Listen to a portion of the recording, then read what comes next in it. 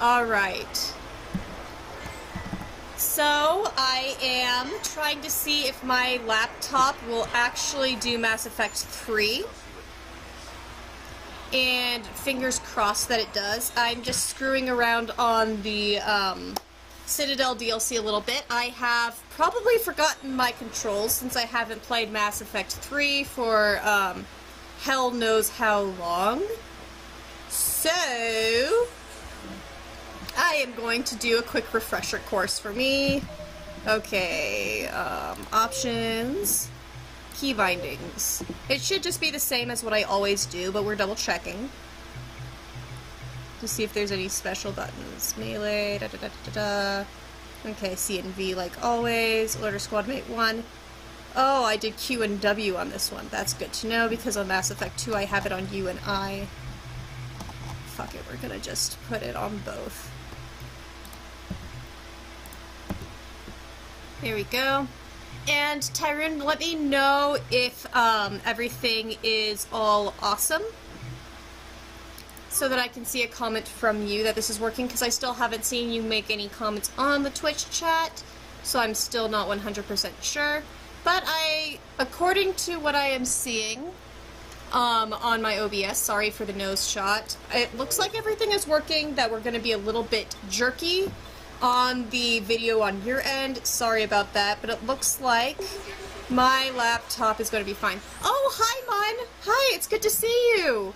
I'm glad that you could join. I am still in testing mode to see if this will actually stream on here, so let me know how the video and audio quality is, because I have not done this game before, and my laptop was not quite made to do this much heavy-duty video lifting.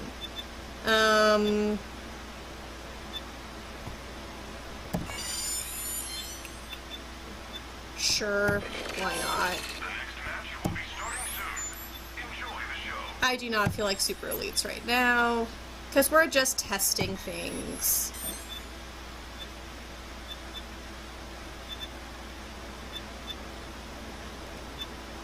What do I have selected? I can't even tell. Alright, who should I fight with? Who do I feel like fighting with? I guess it doesn't really matter because I'm just doing a quick check. Let's just maul it with Krogan. Oh, hey Tyrone, it's good to see you here too. It looks like we're doing good. Oh crap, no, I need to push a different button. I do not need to do this because if I do the wrong one, I'm going to go into a really hard quest. Let's ignore that quest. Okay, what's the button to close? I forgot what button I pushed for this. Not... Grumble, grumble, grumble. Alright, it's good to know that you caught up, though. Sorry, I am trying to remember what my button controls are for exiting. Okay, it's F. Ha! There we go. Alright, I am, just to explain to you, Tyrone, what I am doing, and to Mun here, I haven't played Mass Effect 3 for a long enough time that I am doing a quick combat match to make sure that I remember my controls. Mon 2 Krogans is a bit overkill. It is a bit overkill. It will literally be a lot of killing because they're Krogans, but I think it sounds fun. I mean, 2 Krogans on a squad, doesn't it just make you feel so happy inside because they're all so beautiful? See, look at them! My beautiful Krogan buddies. And I'm probably gonna die as I, do crap. Tyrone, your correct combo is Tali and Rex. Excuse. Sorry, man. Hey, come on, Grunt is pretty cool too. 3, 2, 1. Okay. Now let's see how much I remember. Not much, obviously. Okay.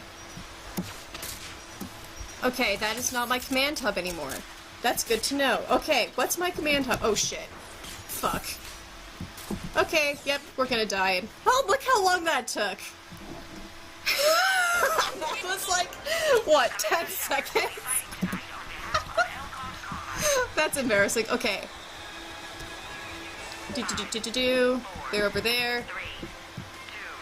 Okay, what are my buttons for half of these? Key bindings. What is Oh, I have it as... Why do I have it as tab? I don't have anything as a space. Okay. Mon, thanks. At least I tried. Yes, that was a pathetic try, but I guess it does count as trying. Alright. I am going to give myself, let's see, the hub, I have it as left shift and tab. We're changing that. Okay.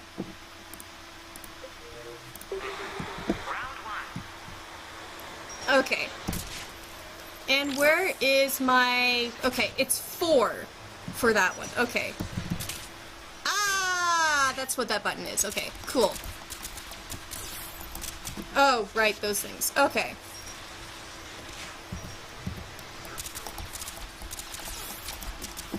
And I'm gonna die again because I hate those little stupid buttons. Yep. Okay. Well, I am just gonna accept the loss because I really don't feel like it, but I remember my controls again, at least. I'll probably look like an idiot for a little bit, but at least I remember my controls now. So, yay! I get a gold star for sort of remembering my controls well enough to do some things. I should probably do one match so I'm not completely an idiot, but whatever. Mon, this is what happens when you don't bring Garrus along.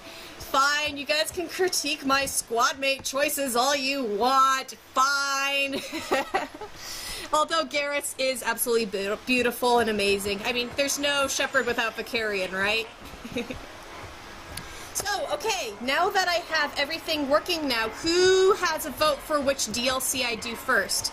Tarun heard me talking about doing the Omega for the first time, but I have all the DLCs in front of me, so we can do any and all of them. And yeah, so which one do you want me to do? I mean, there's always the Citadel DLC too, which is fun, although Tarun, I don't know if you want me to play that since you have that one, but I can do any of those. So, what DLC? And I'll just wander around randomly while you guys give your votes. Otherwise, I will do probably Omega, since I've never done that one before. Okay, so I got one vote for Omega. Alright. Sounds good, that's a long one, and I've been feeling like that for a while. Running. You're sure of what you saw? Yes, Alright. Then Iken does Omega. And this will be great, and I'll be dying a lot, because I will. So, if that's the case, then I will open up the right save file for this. Okay, options, load. Okay, save 79. Yeah, that should be far back enough for me to get to the Omega DLC. And it looks like it starts with a,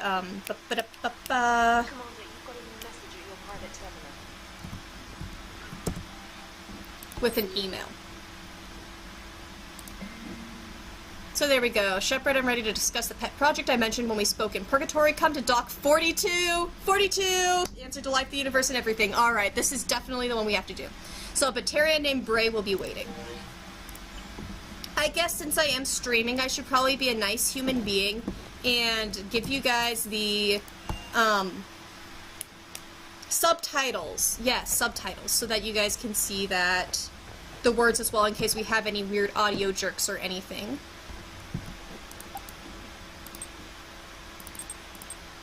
Where is the one that I like? There we go.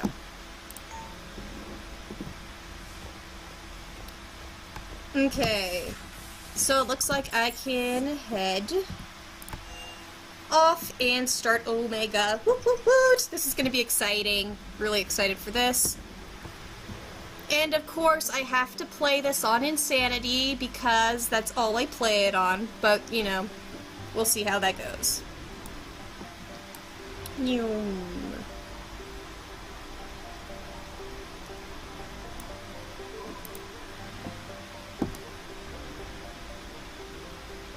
I guess I don't really need to feel Yeah, you're a masochist. Yes, I am, but okay, but insanity is so fun. I mean, you get to the point where it's just like any other combat level just feels a little bit too easy, and it gets a little bit boring. I mean, I love my RPGs as story-heavy as possible, but the action RPG is what's so awesome because I get to have the best of both worlds. I get to have really difficult shooty stuff, and I get to do all the story stuff. So I need the best of both. Alright, here we go, Doc 42. Yeah, I know you're getting there. I'm assuming on your second playthrough of 1, you've boosted up to hardcore or something?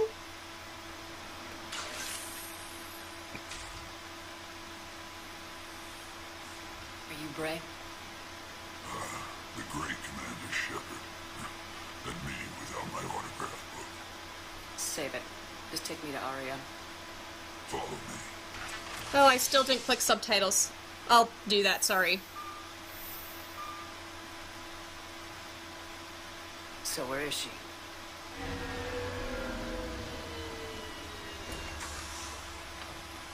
Shepard. There she is.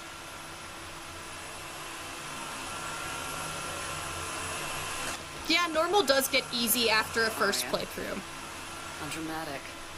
There are too many eyes and ears in Purgatory. You're really doing that cliche. Oh, Aria. I love it. I assume this is about retaking Omega. This is about your war, Shepard. Cerberus controlling the Terminus system seriously bolsters their mobility. Since taking Omega, they've spread through the galaxy. Surely the Alliance has noticed. Cut to the chase. What's your plan? Kick them out. Oh, By the great master plan. fleet of Merc ships, we're going to punch through enemy lines and invade. Once we're on Omega, it's a ground war. That's why I want you. I only accept the best. The leader of the Cerberus occupation is General Oleg Petrovsky. He's the one who... One comment. Don't know him. The Oh. elusive man's top military strategist and best We'll comment in a moment. secret. But all you really need to know is that he's a merciless bastard. Alright, so, Petrovsky. I know this guy because of the Mass Effect comics. So I own all the comics. Okay, Mon, I'm explaining things right now. So I am going to start the Omega mission, and so I'm saying hello to Aria, and we're gonna go and retake Omega. So I've read the Mass Effect comics, which explain how Aria got ousted out of Omega. So I've run into Petrovsky before, and this character is really cool because he's this really cold, calculating military type, and he's like read all this strategy and stuff. He's a cool character, so I'm really excited to actually play with this character instead of just read him. So I'm like really happy. So yes, I get to actually play with Petrovsky. That sounded wrong. Ha. Okay. What's your intel on the occupation? Petrovsky's army is massive and he's got Omega locked tight. The information stops there. So, you're winging it? Not at all. There are secrets on Omega only I know. Secrets that will provide us a foothold. I can tell you this. Petrovsky's invasion was precise and ruthless. He'll stop at nothing to win. Ah, yes, I'm so excited. Taryn, what would almost think you like Mass Effect or something? Oh, shut up. You know how much I love this game. Alright, here we go. Sounds familiar. Shepard, I know my reputation. I know I ruled Omega with an iron fist. But the people were free. Their lives were theirs. I preserved that. This man took all that away, and he is going to pay. When Omega is mine again, I'll give you everything. I've got ships, mercs, Ezo, all yours. What's the catch?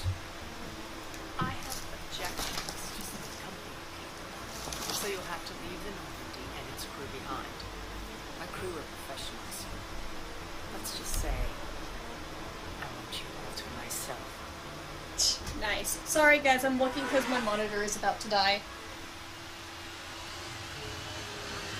Bray will provide coordinates to my fleet. Oh, while we're still in the Citadel, please be discreet.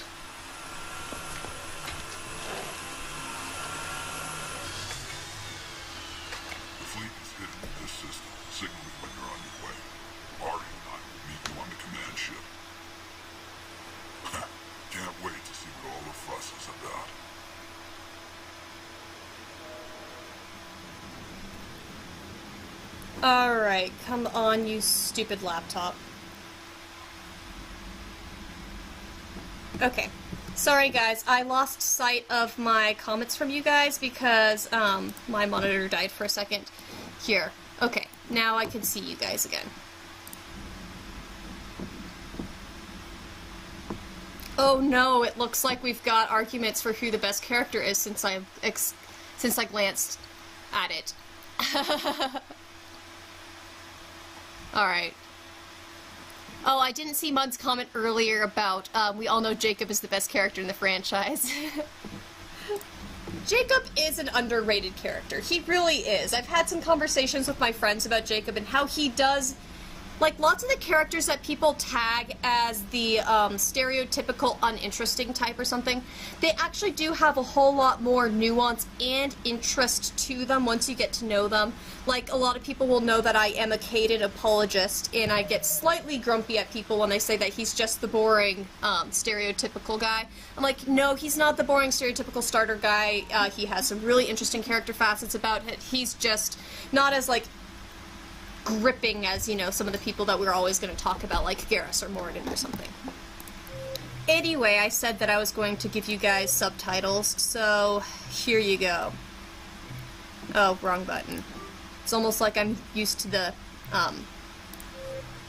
menu for 2 right now.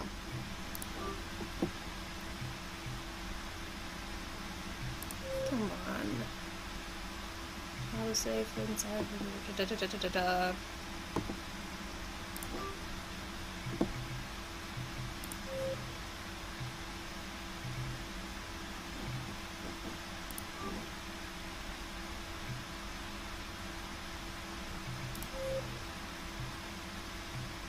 There's the subtitles. There you go. I'll give you guys subtitles, and I'll probably need them too since I'm gonna be chatting with you guys while we do this. Alright, awesome. Rendezvous with Aria's fleet. Okay, cool. And you couldn't be more specific than that. Cool.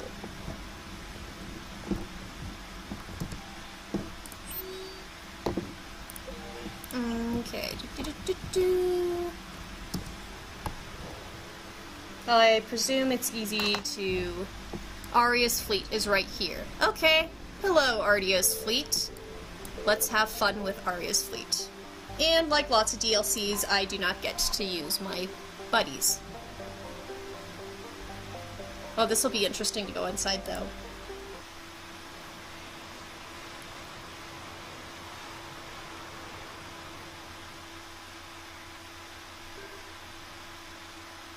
Mun, you might consider lowering that difficulty after the little experience in Simulator. I'll be fine. I will be fine. I've been playing Mass Effect 2 on Insanity in the last few days. I've never had a problem with it. I'll have a little bit of a remembrance thing. Yeah, I'll be fine. Okay. What do I have on me right now?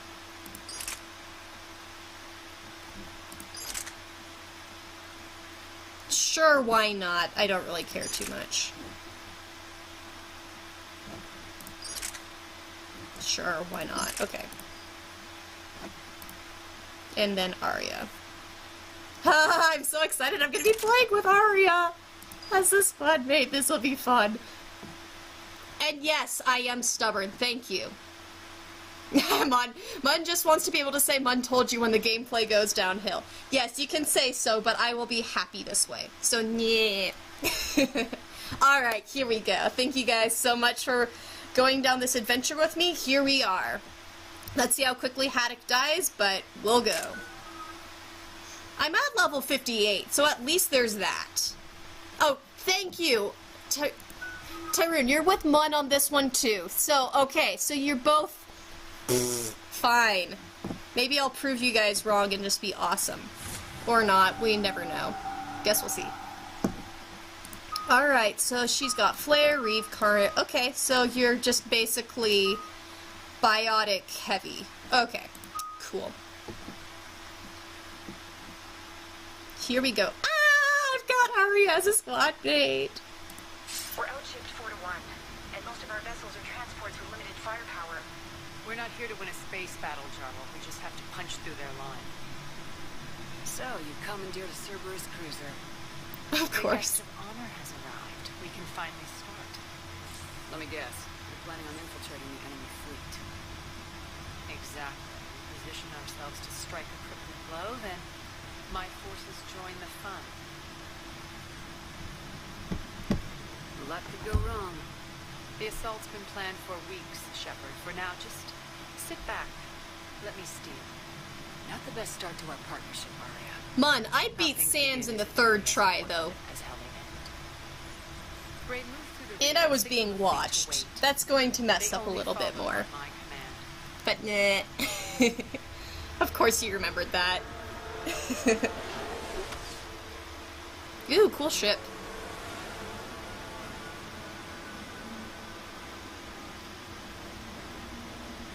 Third is not equal to first, but Tarun, you would take forever to beat Sans, just saying. Head for the command ship.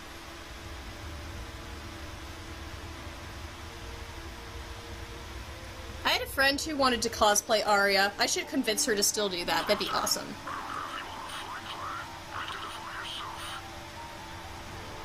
This is Captain Lentz. On voice recognition. Alpha Tango Z. We took damage. Seeking repairs. How did you get the captain to say that? The hard way. Of course. That's right. Nice and slow. Here we go. Patient. As close as you can. Fire!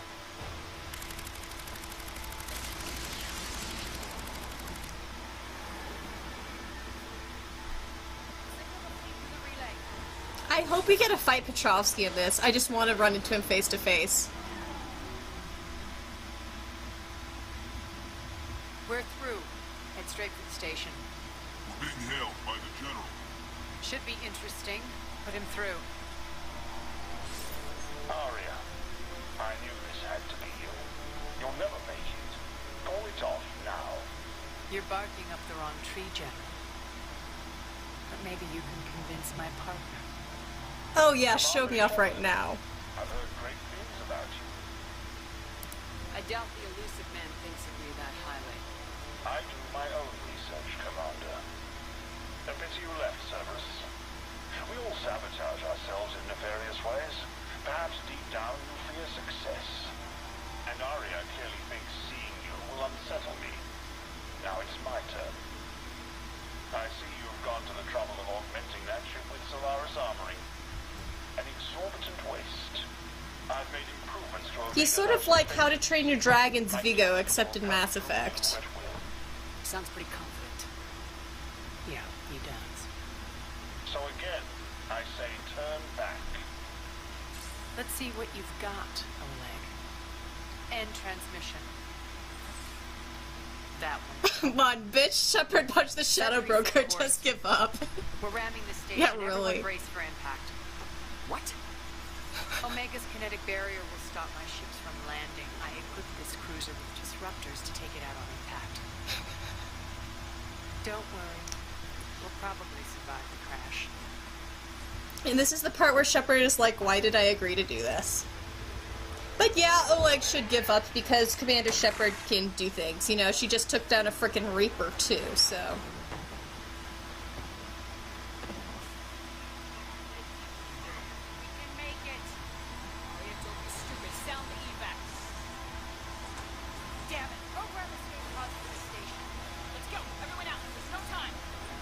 Oh good, we're not gonna be that stupid.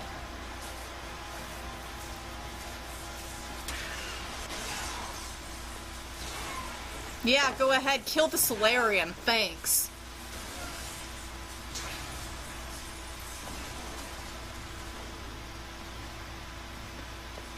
Guess that asshole really did upgrade Omega's leather defenses, so it would save.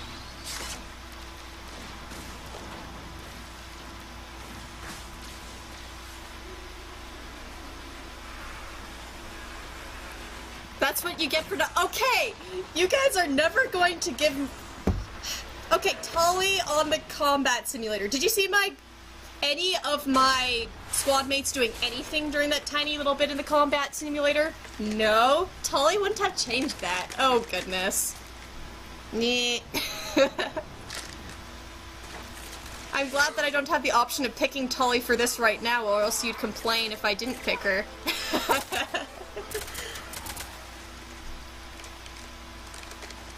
Complaint yet again of never having a Vorcha squad mate. Alright. What's our target? Need to hit the defense system station, shut down Omega's out of defenses so my ships can land. If we don't, they'll be blown to bits like we were. Alright, so here goes me shooting. Maybe. This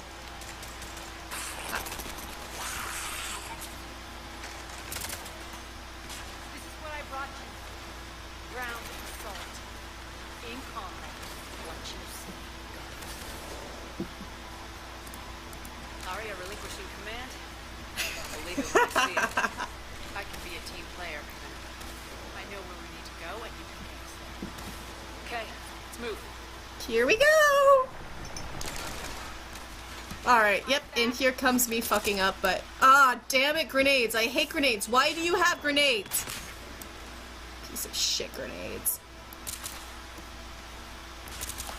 And I think I've given this warning like 200 times to people, but every single time I play Mass Effect, my, swearing level goes through the roof. So, just so that you, don't expect anything other than that. But come on, this is an M-rated game. Of course there's gonna be swearing.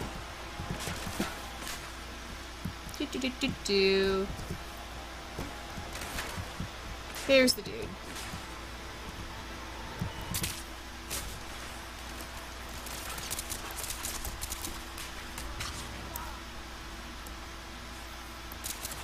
There we are.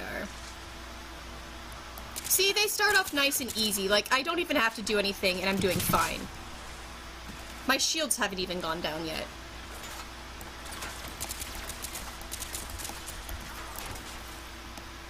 Oh, I should probably equip them with something. Let's burn people up.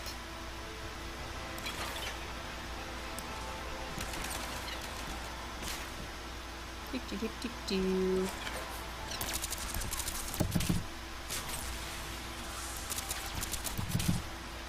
And the great thing about being so high of a level is that my concussive shot just can be, like, repeatedly fired over and over and people die instantly. It's so awesome.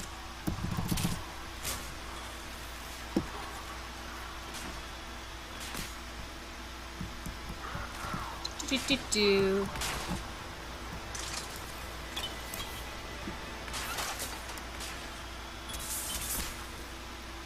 Come on.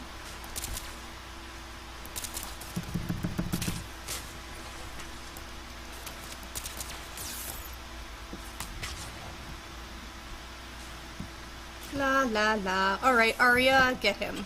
Fine.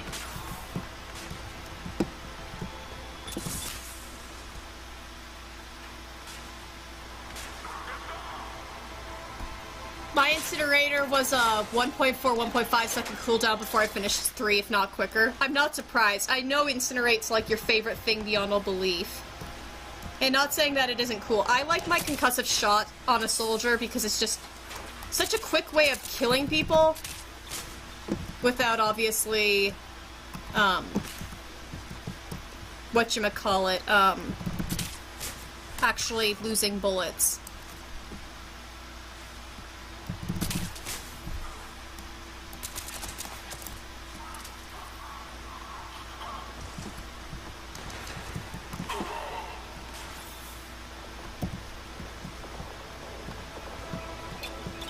Oh, seriously, really? Okay, where is the dude that's still shooting? Oh, there they are.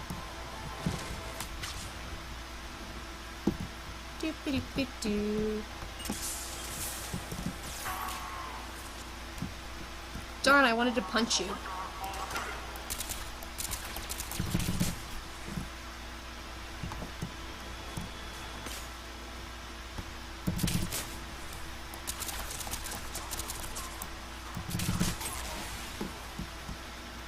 Dude, I won that game with Incinerate. I know you did. Launching out the main exit. Use the controls to lower the blast door. Alright, awesome. See, guys, I haven't died yet. Granted, that started out really easy, but at least this means I'm not going to be, like, crying.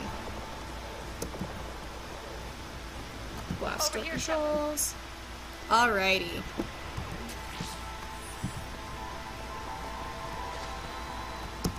Aria to fleet. You alive out there? Barely. Holding our own with the Cerberus fleet, but Omega's defenses are shredding us. Keep my army intact, Gerald. That is your only job. I do not trust what's happening next. Yep, I knew that.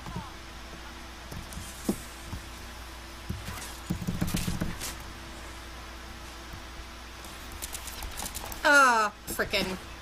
Have to redo that stupid grumble. I hate the people with the frickin' shields. Get your leg.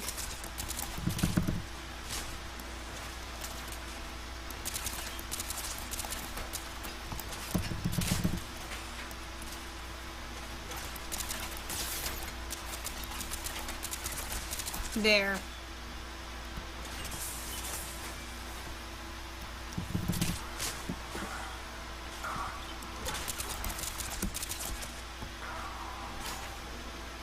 Alright.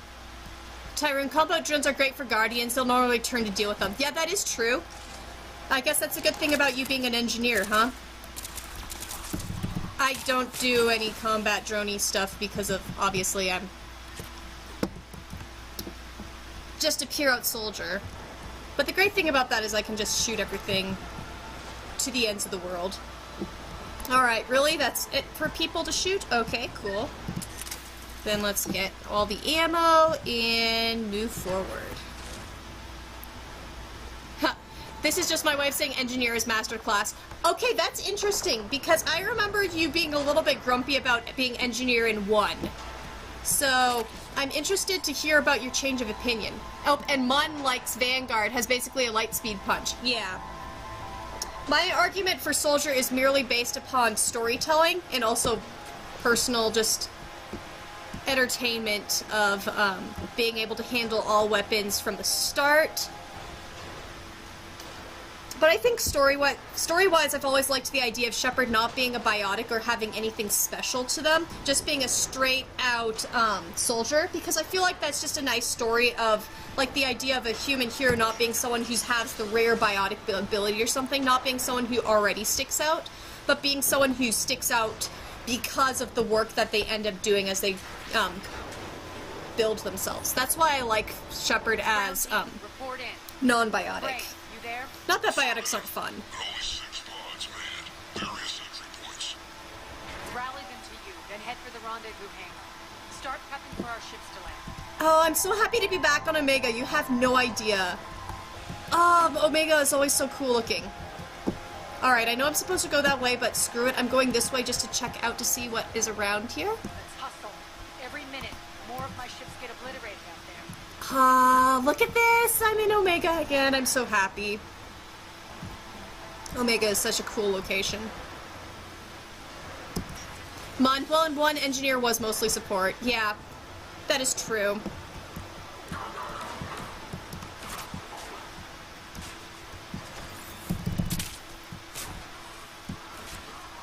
I guess I'm also somebody who I'm not quite a tank fighter, but I do enjoy tanking a bit more, so Soldier is also just sort of a natural fit for me.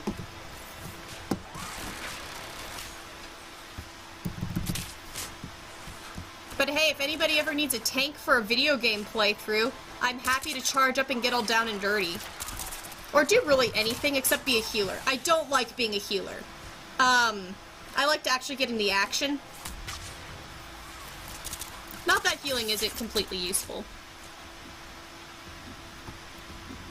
Hey Aria, can you take down that turret? I hate that thing. Tyrone, because in that case they don't have incinerate, so pistols, they're only offensive. Okay, I should probably start at the start of Tyrone's comments. As I'm in the middle of a battle, I'm reading it anyway. Okay, my biggest issue with Engineering 1 was the fight with Saren, because they don't have incinerate, so pistol is their only offensive capability, and it takes forever. That is a good point. Although you should be so high up on your damage, etc. for pistol by that point in time, that's going to take just as long to do that as for any weapon. Like, Saren's fight just takes forever and lets you down the difficulty out of impatience.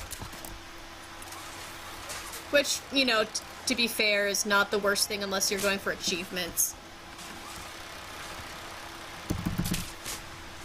Okay, get rid of the frickin' engineer. Engineers are just annoying once you get to the later levels. Sorry, I'm not talking about playing engineer, I'm talking about fighting engineers, because they make things! And they're so annoying that way.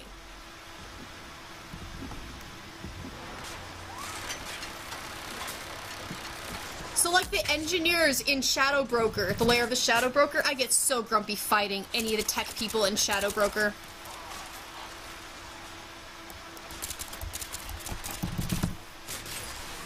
There we go. Cool. Getting close. Those cannons have to be stopped.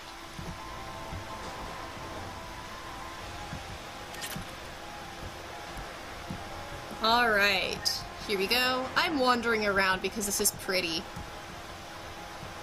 And I want to look at things. Alright, so we've got a star battle going around on the outside. Look, we can see the whole fight and the turrets going right there. Okay, that's pretty cool.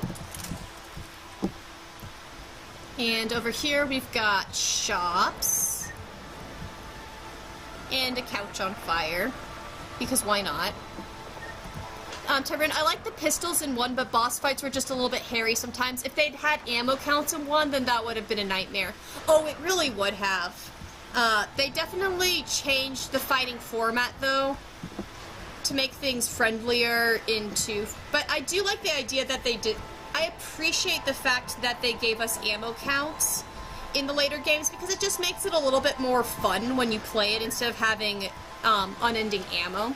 At first I was grumpy, like, for the first mission, but now I appreciate it. And to be honest, even with all the different weapons I can do as a soldier, I still pistol it almost, like, 80% of the time in 1 anyway, unless I feel like doing some sniping because I'm bored, or... Actually, no, assault rifle is always fun, but yeah. The next area needs to be repressurized. Initiate. Alright.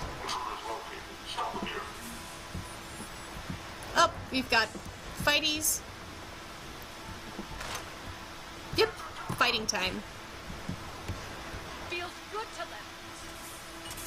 It does. It feels good to shoot things again. I always like shooting things. Nemesis. No, frickin'. I hate Nemesis. Get the Nemesis dead now. Now. Dead now. Dead. Really? I was out of the range. Fine. Assault rifles were basically easy mode in 1. They can be. They can. That is true. Pistols were pretty easy to use too because of, like, the unending accuracy for those was nice. But assault rifles, once you got those with a good damage, oh, those were just... Especially gunning down things like, husks. That was just a good way to go.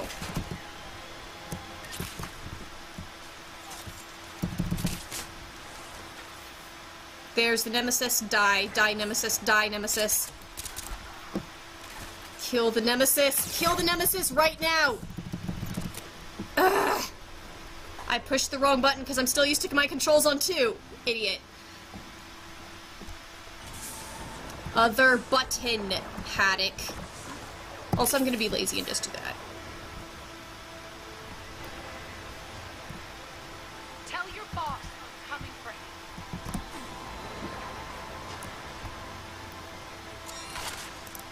Feels good to them.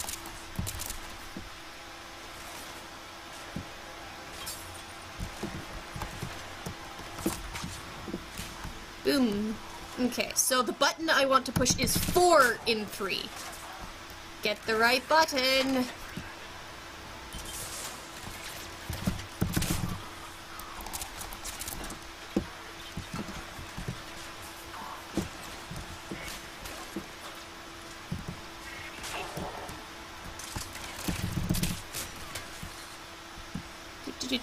Alright, this is a pretty cool combat area.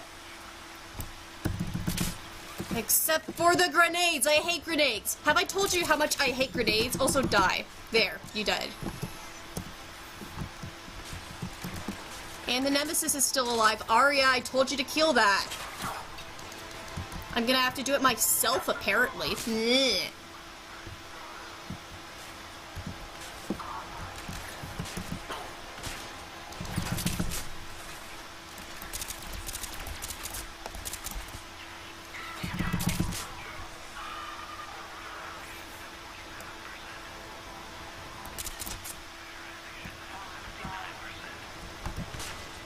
Okay. Apparently there's still a few people. Oh, there's where the people are. Aria, move. Man, they give me a lot of ammo. Does this mean I'm gonna be fighting here a while?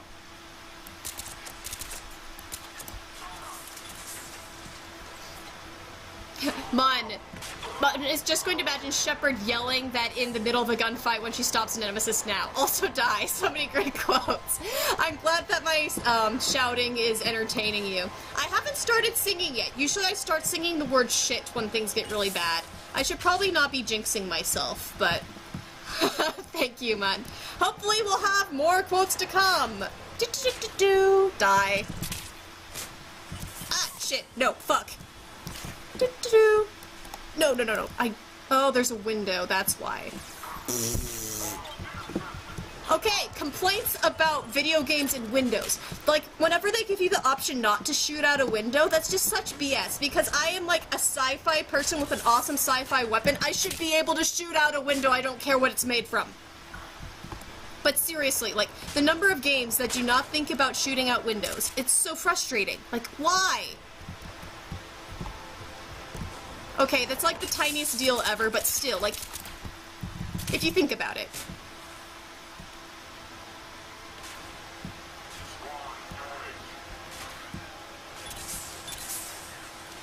Where are you?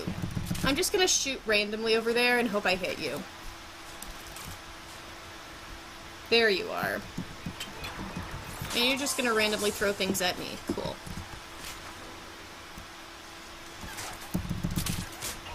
Dead! Neener. Tyron, you're in a space station. Why would you be able to just shoot up any random window? Well, what if I want to shoot windows? One of our pods. We were lucky. Press on. Yeah, that pod don't look too good. Lost 2 more transports. Can't keep up with evasive maneuvers much longer. We're right outside the defense station. Hold tight. Okay.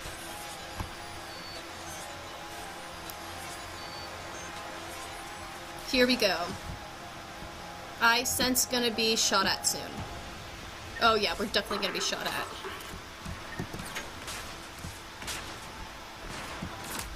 Okay.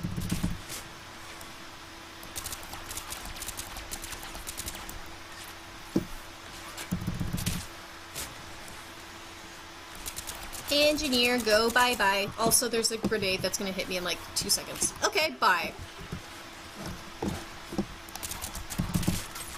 Oh, there's a guardian. I just realized that. Do not hit me. Do not hit me. La-di-da-di-da. Do not hit me.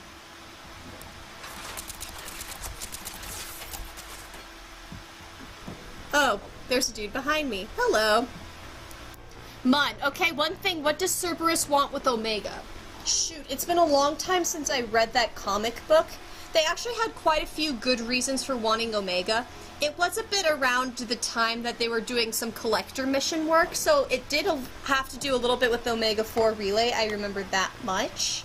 But I'd have to re-look it up. There's a really good comic book about focusing on Aria that explains. I really should look that up. Maybe they'll explain in here. They should, because they can't expect you to have read the comic in this DLC.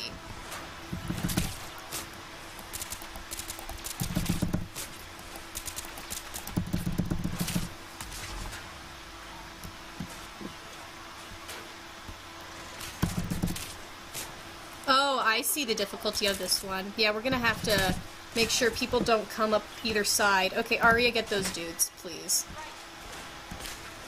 If I have to get those dudes for you, I'm gonna be pissed. Fine, I have to get that dude for you.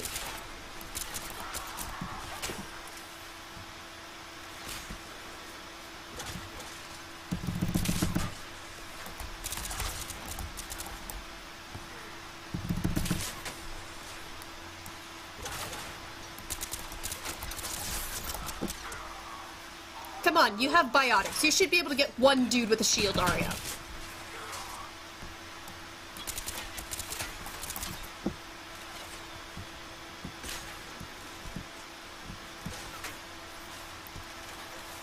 I've got a lovely bunch of coconuts, deedly-dee, and you're dead. Okay. Ah, there's still engineers. No! Bad engineer. Shoot, now I feel bad for not remembering the whole story with Omega and Cerberus. I'm gonna have to do my comic rereading, apparently. That sounds great. Those comic books are so great because there's so many of them, you could, like, whack people out and knock people out with one of them. They're so big. One thing that I love about large franchises is when they give you so many extra material. Oh, yes, of course you... Tyrone says, we ask so much of you. Yes, you do. Actually, you do. I know you in real life. I know all the crap that you expect of me. Are you sure my sacrifices are appreciated? Because I'm not sure you appreciate anything about me, because you're constantly nagging me. Blech. Jarl, defenses are down. Signal surviving ships to converge on the rendezvous point. Alright. We're doing good, but I have a feeling I'm gonna get attacked again in the same building. Approach trajectories plotted. We're already queuing up. Bray, come in. Status. Rendezvous site secured. Hangar doors enabled. We'll have them open soon. Need them open now. My birds are coming in. Prep for reception. What exactly is this rendezvous point?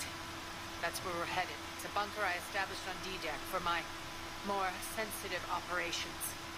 It's utterly impenetrable with its own secret hangar and dock. Independent power source, life support, munitions. You'll see. There's a camera. Shoot the camera. Bang! Deploy to D-Deck. Investigate. Await further instructions. I am gonna fight you. Yes! Isn't he so beautiful?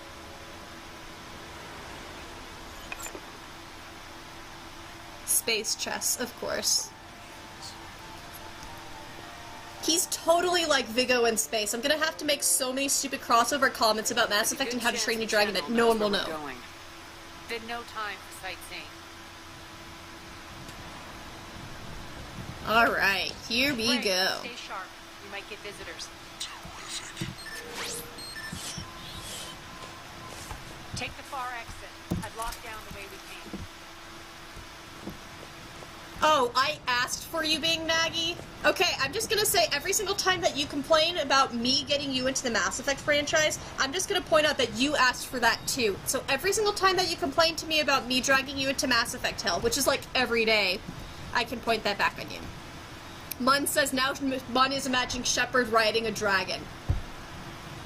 Oh, that would be great. Okay, I love this image. Mun, you are a blessing. Yes, Shepard riding a dragon. This needs to happen. Shepard would so ride a dragon. Shepard and... I could do a How to Train Your Dragon Mass Effect crossover where Shepard and Shepard's squad mates ride different dragons. Oh, this can go places. Now I have to figure out what character rides which dragon. Okay, anyway, topic. But we can figure this out. Do do do do do. I go up an elevator. Oh, but what if Shepard riding a harvester? Oh, good point, good point. Harvest, that is a good point, Turin.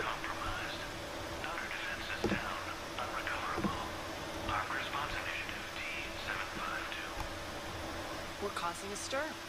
Harvesters sort of are dragony. Oh, look at that! We're being shot at. Never would have guessed that in Mass Effect.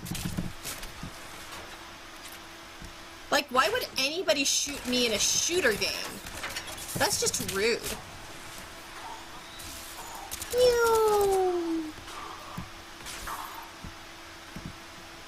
Okay. See, now the fact that the Harvesters are sort of like Mass Effect dragons, now we have to continue on with this AU. And given as you agree with me, this means we definitely have to talk about this as an AU now. Well, there were all these jokes made, because one of the characters in Race to the Edge is named Krogan, spelled Krogan. Like, exactly like the species in the Mass Effect franchise. And oh, my friends and I, we got on stupid Mass Effect How to Train Your Dragon AU jokes, because if you're gonna name a character in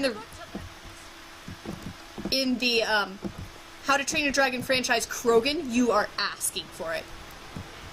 Tyrone says, you think you saw that post. If you saw me Photoshop Hiccup onto Commander Shepard's body, then yes, you definitely saw that post, because I definitely did that, and that was a very good use of Photoshop time. Alrighty. I guess I go over here. This DLC has good game design, because I always know instinctively where to go, and that is a sign of good game design, rather than being like, where do I go? The Omega skyline. Now I feel like I'm back. Aria, Strange. I feel like I'm back too. What are those things in the distance? Some kind of force field. That's not good. Oh, I'm back in Omega. Oh, I'm so happy. It's so beautiful. I can wander over this way and get cool stuff.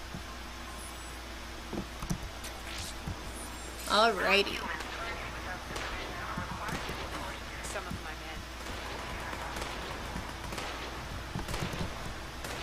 men. Alrighty.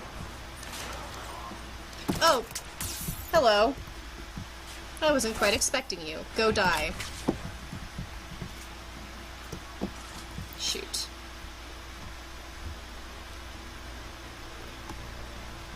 Well, that was just rude. Too bad I couldn't have, like, a giant leaf blower. Except instead of a leaf blower, it's a blow the grenades away blower. How's that sound? Because that sounds like a cool idea. A grenade blower.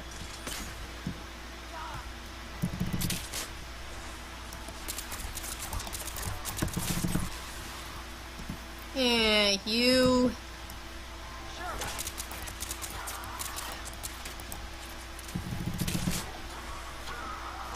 Good, you're dead. Oh, that was a good biotic trick. Thank you. We're getting close to the rendezvous. Let's move. Rendezvous. You know, that's a cool word. I like that word. Tyrone says you could use a leaf blower. Yeah, a grenade leaf blower. Isn't this such a good idea? I should make one and we can sell it and we can become rich. Where did the rendezvous point go? I was like, yeah, there it is.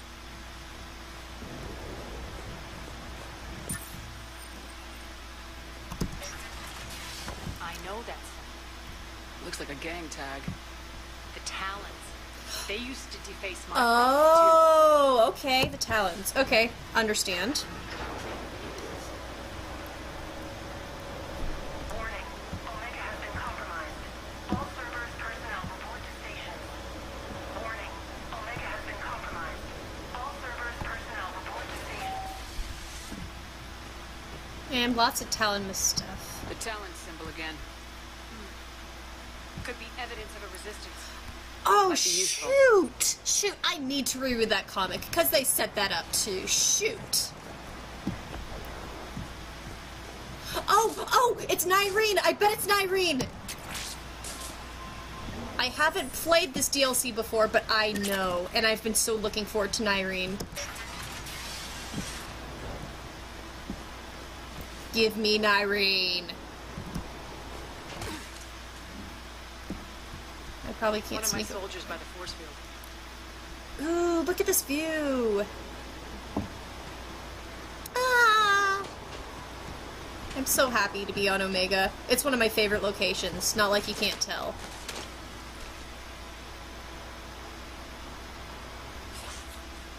Oh, you're cute. What the hell What's he doing?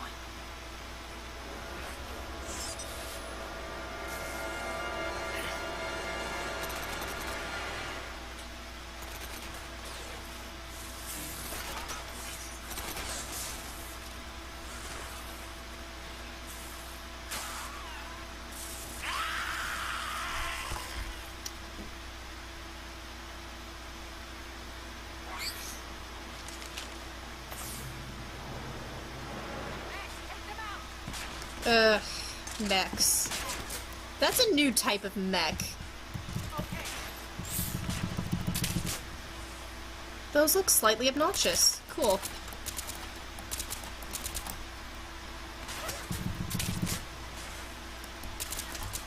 Okay, not too obnoxious. You could be more obnoxious. Good.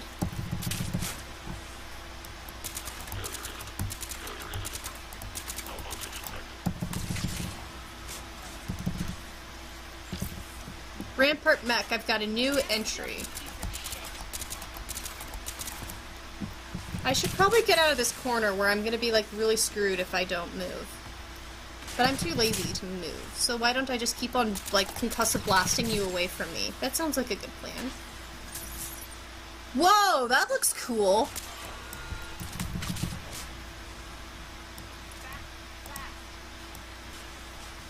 But I'm faster!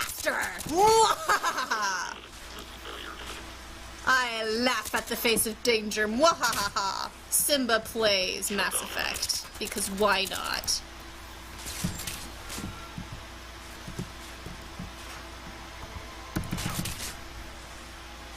Okay, Prometheus, Numo, first time playing the DLC? Yes. Well, to be fair, the first time I played Mass Effect 3 was in 2015, late 2015, so it's only been about a year since I first bought this game.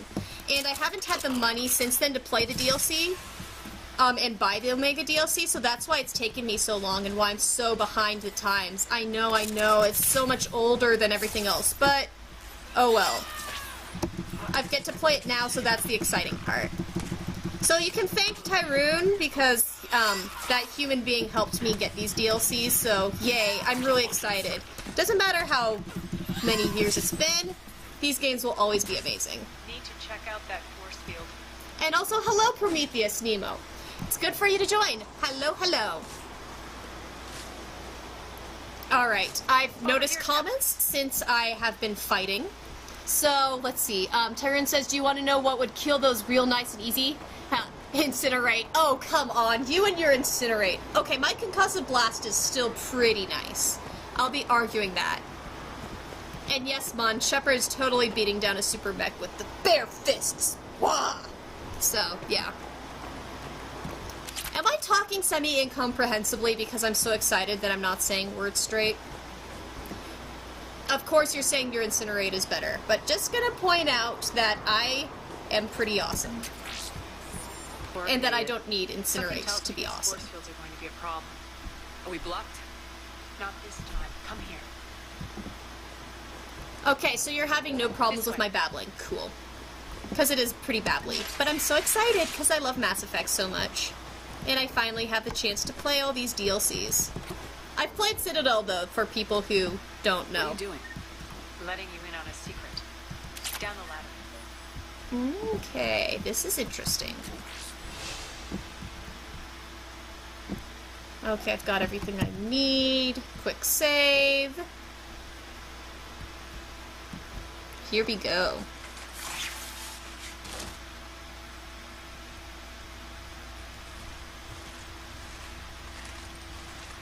Prometheus, I wish I was you to relive this game for the first time. I'd be in heaven. It's really exciting for me to be playing new content for me, because, yeah, it does... It's that thrill of playing something for the first time. I'm feeling that thrill of playing for the first time. Show yourself. For the DLCs. Spirits, look who's back. Aria to look. Nyrene! There we go. There's my pretty. Oh, she's so hot. What the hell are you doing? Playing cat and mouse mostly. Just trying to stay alive.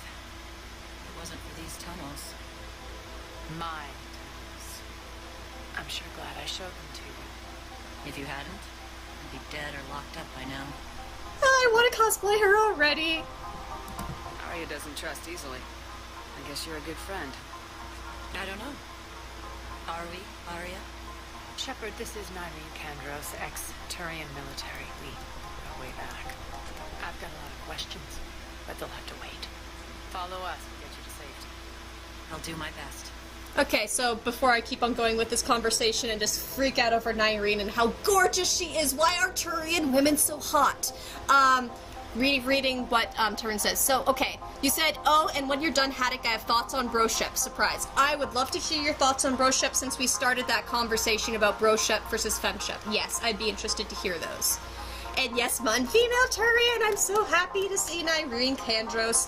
Ever since, I mean, I knew a little bit about Nyreen, obviously, since her reveal wasn't too surprising to me. Also, you know, there's the whole Mass Effect Andromeda comment about Kandros mentioning his cousin Nyreen, so... I'm so happy to see Nyreen. She's almost as hot as Vetra, which is saying something, because Vetra is... Woo! Okay. Ready to put that gun to good use? You have no idea how ready.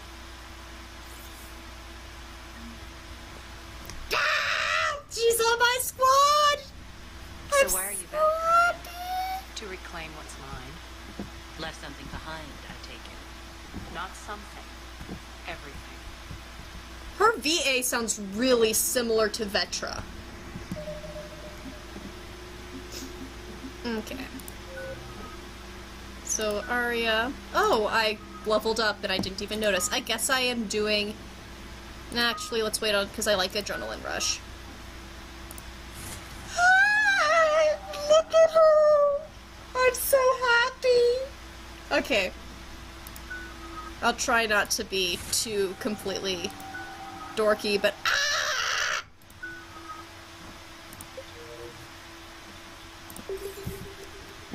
oh, you are awesome. Look at you. Oh, look at you. I'm just gonna be like marveling and looking at you. Okay, you have a cool outfit. You look awesome. You are amazing. Oh, oh, look at that. Oh, look, she has Incinerate. Watch how much easier, like, you're...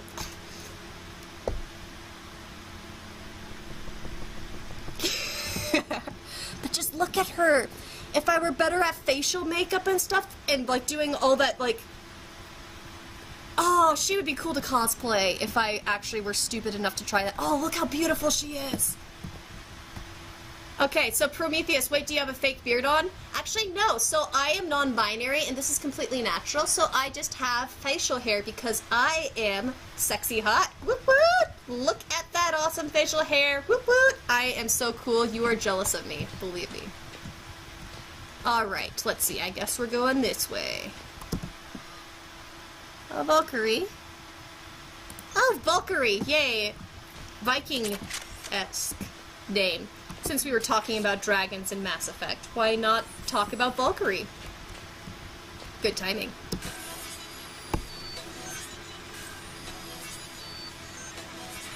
Alright. Aria, you were right. We're under attack.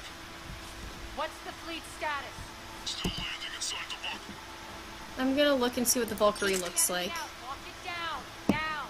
Lower blast doors. Lower the blast doors. Did they really just do that? Did you hear that, guys? Lower the blast doors, lower the blast doors. That was a Star Wars joke. Ha! I caught that. Yeah, I'm being loud and dorky. Tyrants, everything's good timing when you're obsessed. Yes, I am obsessed. I'm having so much fun, and you can sort of tell because I'm being a complete dweeb right now. Oh my gosh, and I'm recording this. There's a video of me being like this. Shit! Blackmail material. Okay. Anyway, it could be worse. It could be worse. At least there's not Morden in this DLC, or else we would all be, having problems. Here's a ladder. I'm not sure where I'm going, but I am wandering around. Oh, that's the ladder where I was before. Why aren't the cannons online? Something's jamming out. Trying to identify. We'll flank the enemy. Get them off you. Oh, joy. I'm gonna love this part. I'm gonna love this.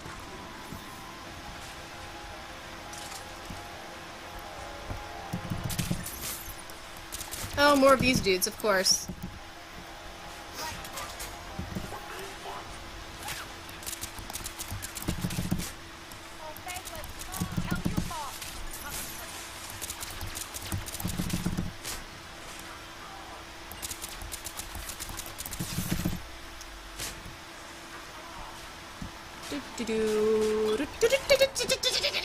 Fuck. There.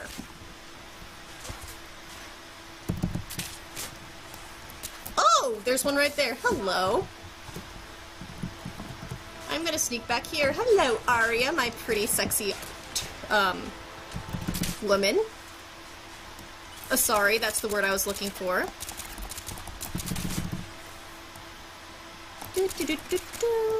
I'm not even looking at the big mech. Is that over far away? Hopefully. You know, this is fun to play as Aria because she's just so unrestrainedly sweary.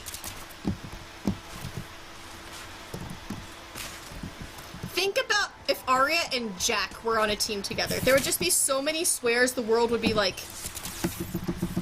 terrified. Oh shoot, there's no, don't you fucking dare. Don't you fucking dare, you... Thank you, video game. Alright. Looking at commentary while I am dead. That sounds funny. Morden and Irene, best squad mates for life, Taryn suggests. Oh, that would be a fun combo. I would go for that. Oh no, we're getting arguments here because we've got Prometheus Mimo arguing for Liara. Tarun is very tally. And you're commenting that Haddock here likes Solarians. Haddock loves the Solarians too much. It's slightly dangerous. Morden's my fave, but I love all the people that you're mentioning. Of course, if I start to say which characters I prefer more, that could get into dangerous fighting. I do love Jacob. Mun, I am with you. Jacob is a good character. Jacob does not get enough appreciation.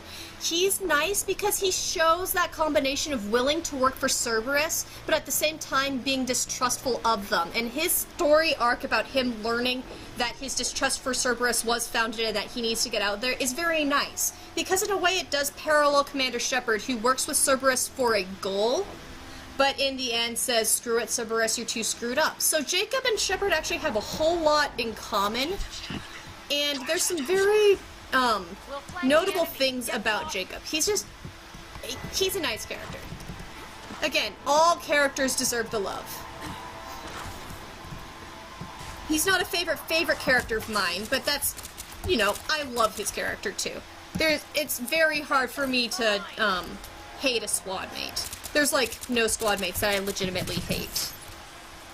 It took me a long time to not hate Zaid, though. I will admit that Zaid and I had a little bit of a grumpy thing going, and it wasn't really until Citadel DLC, actually, where I found my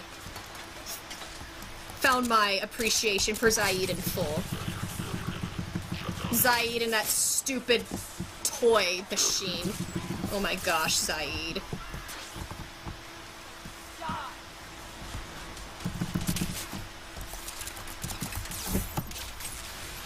I'm gonna make the same mistake I did last time. Yes, I am. But it's just so much fun to punch things.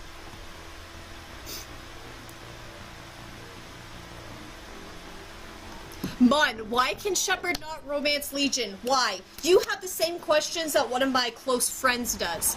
Because, like, that would be a really interesting story to have, Shepard get the option to romance Legion. Or just any,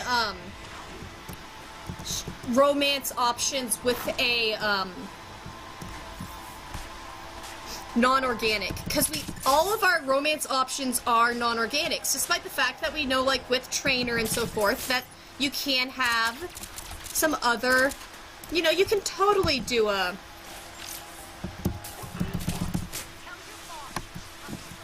Can totally do something. Oh, there's a background over here. This is gonna be useful. Yeah, let's go up here. And frankly, a romance between Shepard and Legion, wouldn't that be fun? That would be fun. There's gotta be some, like, hilarious lines that you get from it, too.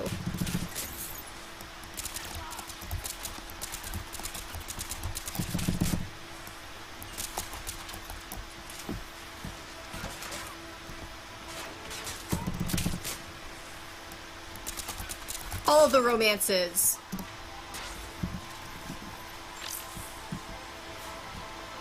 Of course I say that, and I still always have the same endgame romance every single time that I play Mass Effect.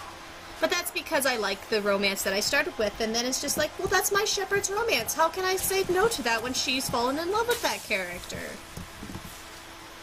Oh yeah, this is a much better lookout than where I was before. Oh, cool. Nice explosion.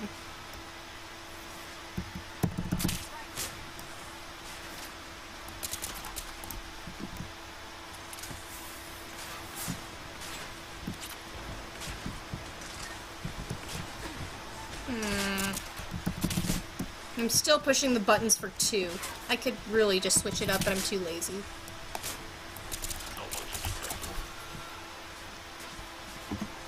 Oh, there's one right there, and he just ran away from me? Cool.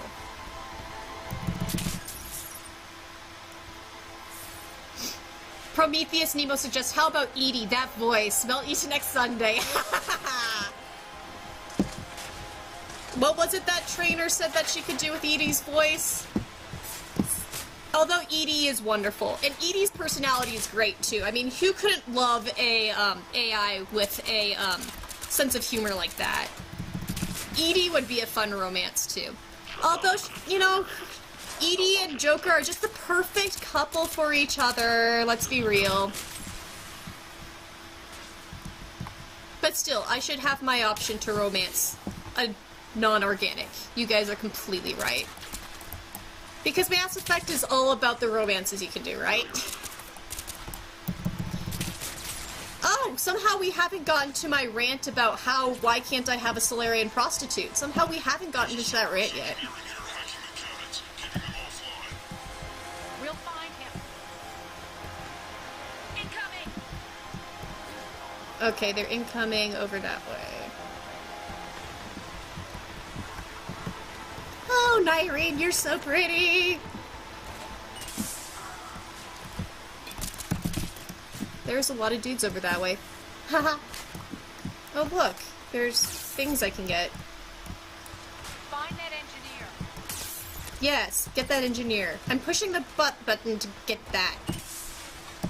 Thank you, video game. That's not the button I wanted.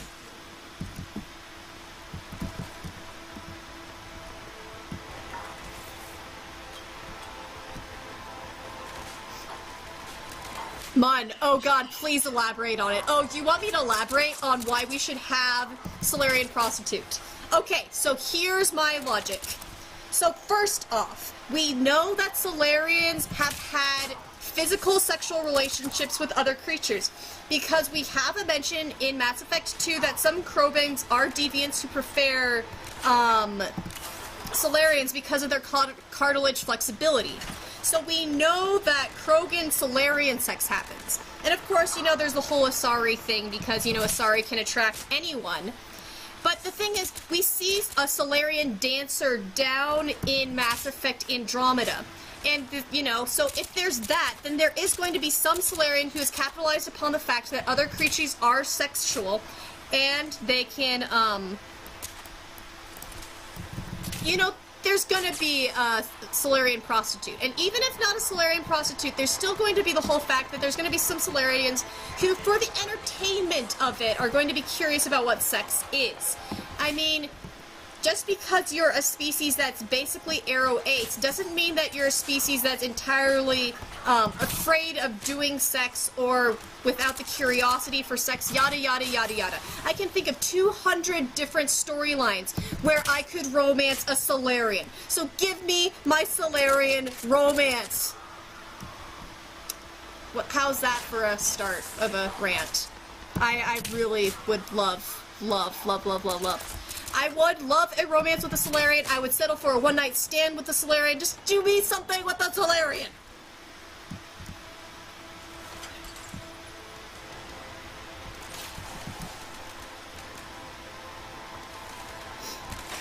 And I'm probably getting some really great conversations that are happening while I'm shooting things. I mean, I'm not in too great apparel. I suppose I can read. Okay, so, Turin's talking about it just happens as a side effect of trying to garner favor for the romance. Oh, but the romance is so much fun.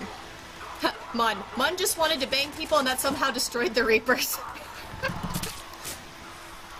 Turin, hey Haddock, do you like Solarians perchance? Oh, you can make fun of it all you want. You guys all know I love my Solarians so much. If Solarian sexual were an actual sexuality, that would be me. Oops, wrong button. Again, I'm pushing my Mass Effect 2 buttons.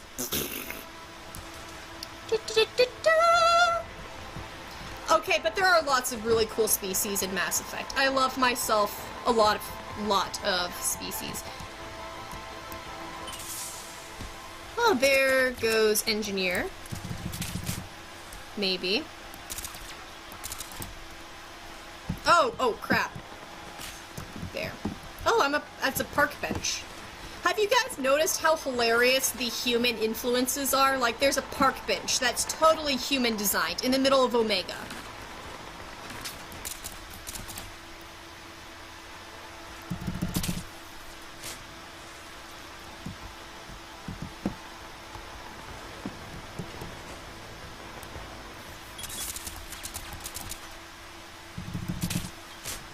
Turin, you told me to get good, and I've, like, barely died, and I have...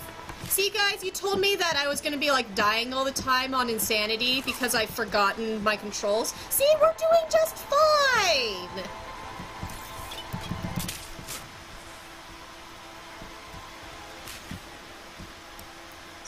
So that's the specific engineer I'm supposed to take out? Okay, sure, whatever.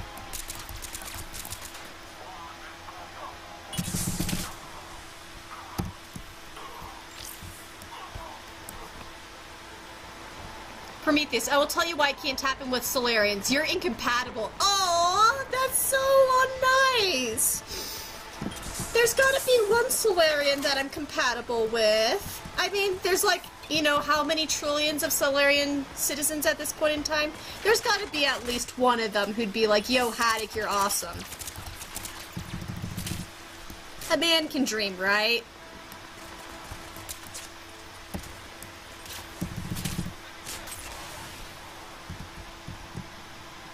Okay, where's this engineer dude? Because I should probably say yo to him. Okay, that's the engineer dude. And of course I'm out in the middle of, like, fire right now because I'm stupid. Got it. Cannons initializing. Oh, there's a dude right there.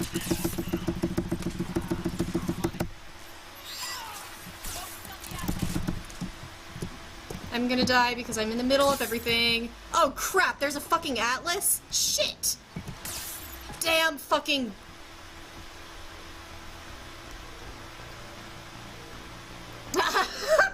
Man, you're amazing. Mon is still wondering if the Asari really just happened to look like humans or if those guys in the bar were right. That bachelor party conversation is just so great. It makes me laugh so hard. What? I thought Asari looked most like Turians. Aria, there's a Cerberus engineer in here hacking So the great. cannons, keeping them offline. We'll find him. Oh, okay. That didn't make me go too far back. Cool. It didn't make me redo the entire battle. At least there's that.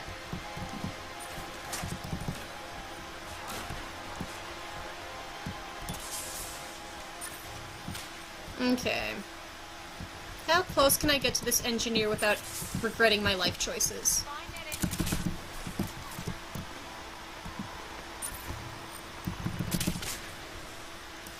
Oh, you've got something on you.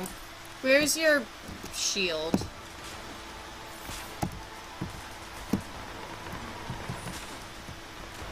Okay. The engineer is still out there.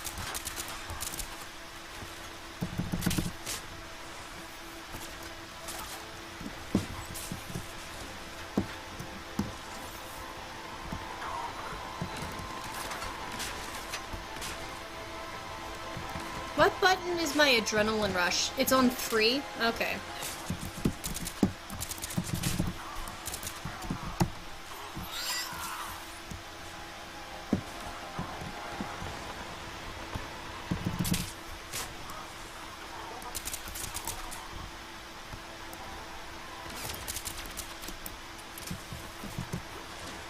Okay, engineer, go bye-bye.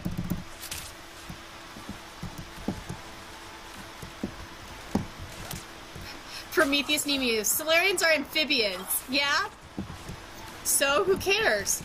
Turians are basically avians, and yet we can, you know, have the option of fucking them in Mass Effect, so, you know, if you can do bird-like things, which are basically reptiles, then I can do amphibians.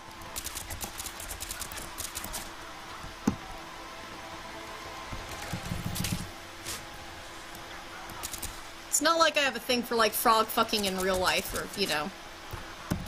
Solarians are just their own special, amazing thing.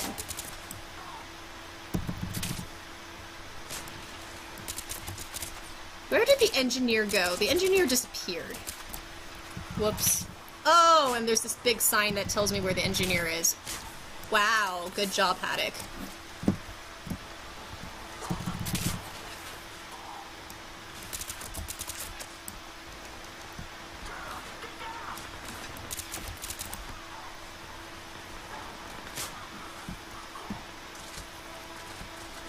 Mon. No, seriously, but the more Mon thinks about it, the more it makes sense that Sari could look just like the species of the being who's looking at them. I mean, it's entirely possible. I mean, if you're thinking about, I do think it's most likely that the Asari look as they do, and there's no, deceit that way.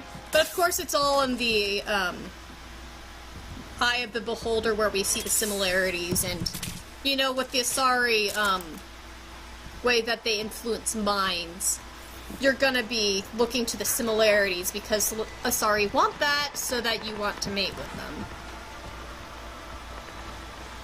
Oh, and what's your idea for Christmas next year? Dude, Christmas just passed!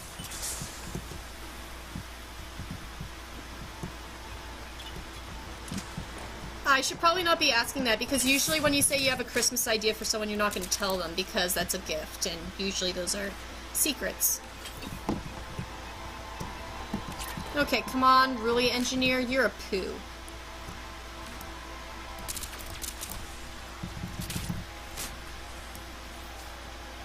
Engineer, come on. You're a poo. Oh, can I hit you from here? Yes, I can. Haha. Die! There. Got it.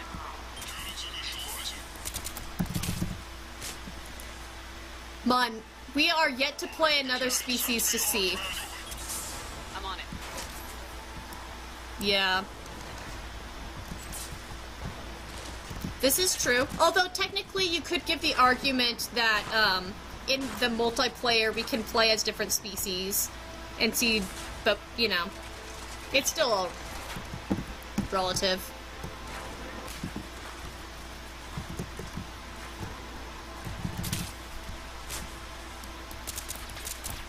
Okay, what other weapons do I have? I'm gonna screw around with other weapons just for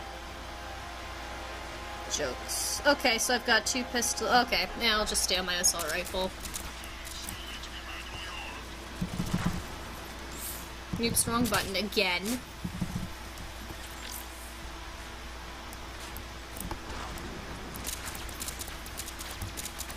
At least these guys are pretty easy to take down.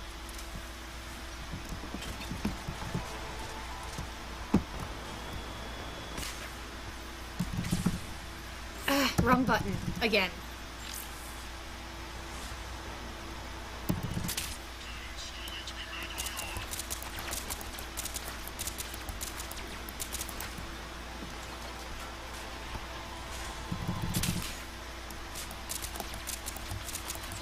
Of course we got onto this conversation when I did a Mass Effect stream. You guys are wonderful.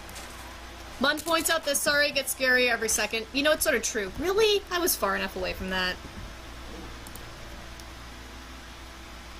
And it's gonna make me go back to just killing the engineer. Fine. Guess this is what happens when I don't pay attention to what I'm doing and start talking to people. Just kidding. I love talking to you guys. We'll find him. Get rid of those pylons.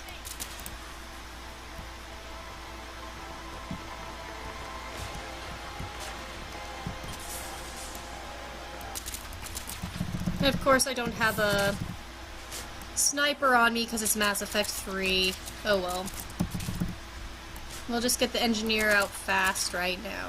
Got it. Okay, cool. And get rid of the Atlas. I'm on it. Okay, I see. There's cannon controls over there. I sort of want to get rid of the Atlas first. Just so that I'm less grumpy. Okay, you two both get the Atlas. Come on, missing Garrus yet? I love my Garrus, but I'm really excited and happy to be working with Nyreen and Aria. I mean, they're both so cool! Especially Nyreen.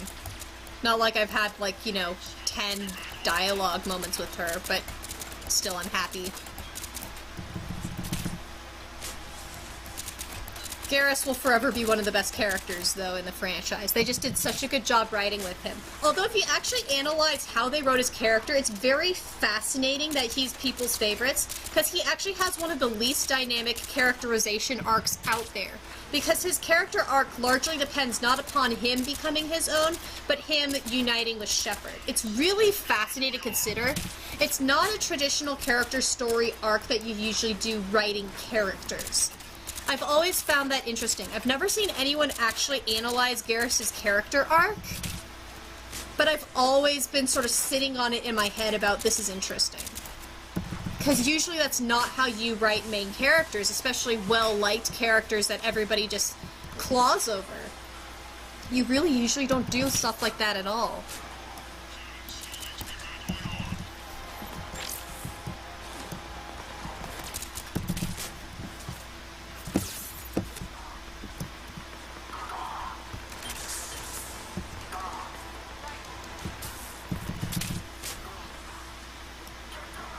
Okay. Mon, oh, do it. Are you saying do it as in write that analysis about Garrus? Just checking, since I have a little bit of a time delay.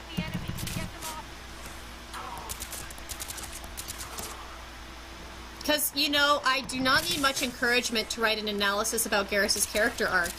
Oh, and you're saying yes, and Tyron's also saying do it. So it looks like I have to write an analysis about Garrus' character arc. Fine, sure, will do. Might need a reminder once this game gets done, you know, someone send an ask or something, or I'll probably remember, but, you know, it never hurts to get a reminder since my brain goes like 200 directions at the same time, because my brain is itself. Okay, I see what they did. They made that go right in the center to be obnoxious, and I'm almost out of ammo.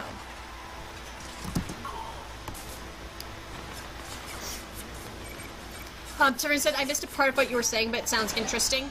I can explain better anyway in writing, rather than my babbling. But basically it's the idea that Garrus' character arc is very odd. Because it's not about a character really individualizing as their own. He does grow and become better, but it's ultimately a story of a character who just sticks by you. And it's really interesting that that is enough to really draw people in, despite the fact that his storytelling arc is really non-traditional in so many aspects. That's what I mean. Ooh, Prometheus, that is a very dirty secret. Garrus was one of my favorites even starting at Mass Effect 1. But I do think that he wins the high majority of people over by the end. But hey, it's fine if you didn't like him much in Mass Effect 1. There's some characters that I didn't really care for in 1 either, that I ended up growing to like. Nice guns. They'll keep the General's forces at bay for a while. Let's get inside. Bunker team, retract the bridge and lower the blast door. We're coming in. Still can't believe they made a blast door joke from Star Wars.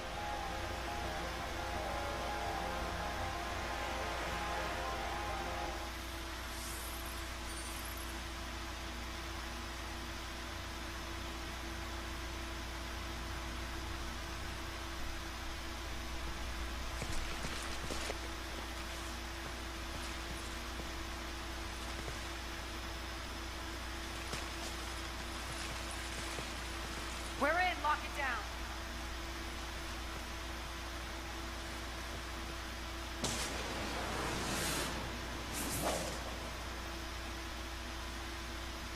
I know this place is built like a fortress, but is it safe now that the General's clued in? Yeah. I feel like a sitting duck here. I have no intention of sitting around, and you both should know I assume nothing. And on that front, Irene, you left Omega fairly angry with me. I wasn't aware you'd returned. Explain yourself. The truth is, I never left. In fact, I went to great lengths to keep them. I'm not easily duped. No. Interesting. I just couldn't leave. Considering all this, I wish I had. Wow, you always said I'd be the death of you. Irene has military training. I can put her to good use. You're so quick to trust, huh, Shep? And Irene never approved of Omega's, what did you call it? Moral bankruptcy? Kiss, kiss, kiss. Are you willing to help defend it now? You'll find me very willing to liberate this station. Your combat skills seem a little rusty, but you're still a good shot. See my duty officer. So Mun's favorite is Thane. Good choice. Thane is pretty awesome. Right. His skills are pretty amazing. Keep an eye on her. Will do. All right, Shepard, we need to move fast. I'm itching for revenge. If you think I'm gonna let you carve a bloody path through this campaign, you're sadly mistaken. And if you think you're going to change me, well, you're welcome to try. Once up and running, this bunker will provide recon and secret access to much of the station. I'd appreciate it if you would quickly eyeball operations, see that things are setting up smoothly. What will you be doing? Checking in on my forces. I need to know how many survived the assault before I can plan the attack. This is a nice DLC. Nice. It won't take long. Join me at the Good command content. console when I knew you're it ready. was a longer one. But man, this is a nice, beefy DLC.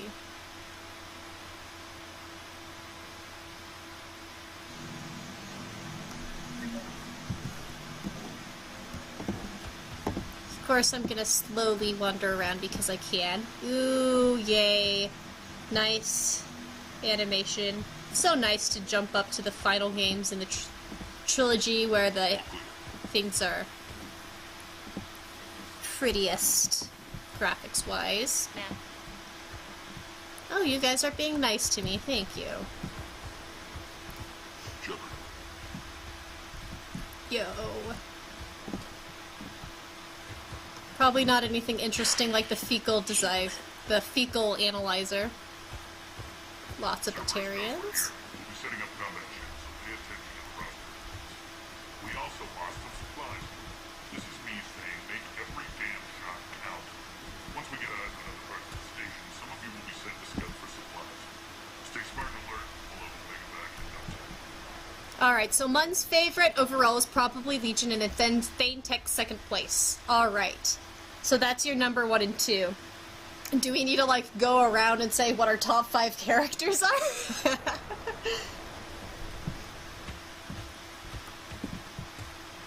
out all the weapons. Use those back here.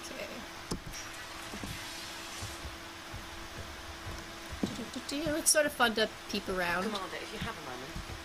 There is a hacker. Why not? Hello. What is it? I've been tasked with increasing this command center's control of Omega's operating systems. I've hacked surveillance on many decks, tapped various internal communication conduits, but I can only reach so far. There are terminals in Cerberus-controlled areas, and, well, you could get your hands on them. When you find these terminals, a simple input code will give me access privileges and more influence on station systems. Easy enough. Good. I'll keep an eye on my board, and I'll let you know when my codes are activated. Thanks. Alright, so Prometheus Nemo says, best DLCs on the market are Witcher 3 and Mass Effect 3. Those are pretty good DLCs. Of course, Mass Effect 3 just takes the cake with Citadel DLC, because there's nothing that's ever going to beat that as far as pure heart in comedy is concerned. Not as far as length, but as comedy. Witcher 3, I don't have any of the DLCs. I've actually been holding on to my copy of Witcher 3 because My laptop is pretty good on the graphics, but I'm suspicious that the game's new enough that I won't be able to do it on high settings on this. So I'm waiting until I can purchase a desktop with a little bit more RAM dedicated to video so that I can play Witcher on the beautiful, beautiful visuals that it deserves. And then I'll have to see whether or not I have any money for the DLCs. But good to know that those are worth it. Very good to know.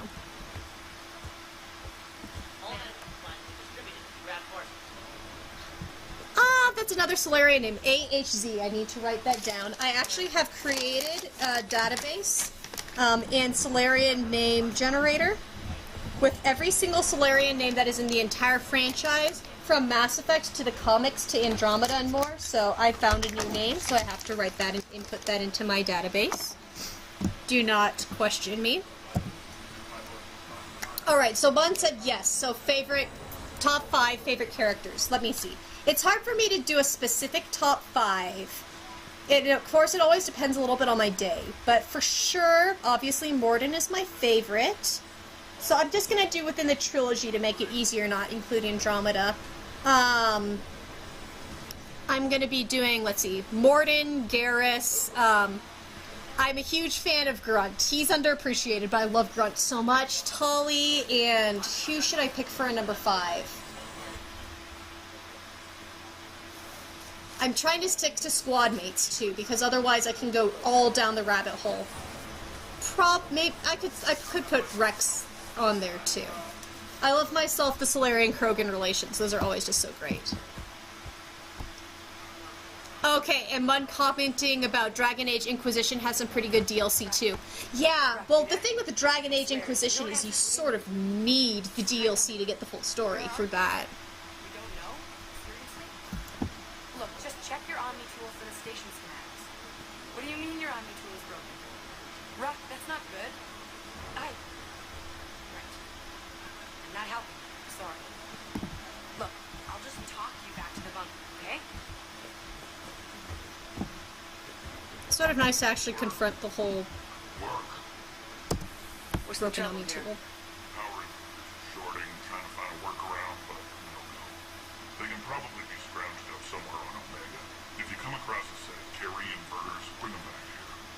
I'll see what I can do. Okay, more side missions. And there's Nyreen. Can I talk to you, honey?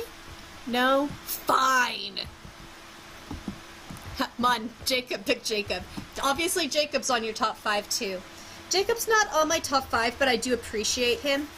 I did romance Jacob one time and 2. That was sort of interesting. I mean, I still have my usual one. I'm one of the rare people who long-term romances Caden. I actually really like that arc. But I know I'm rare. Aria wants to talk to you. Of course she does. I'm just gonna see if there's anything else that I need to check out here. Do.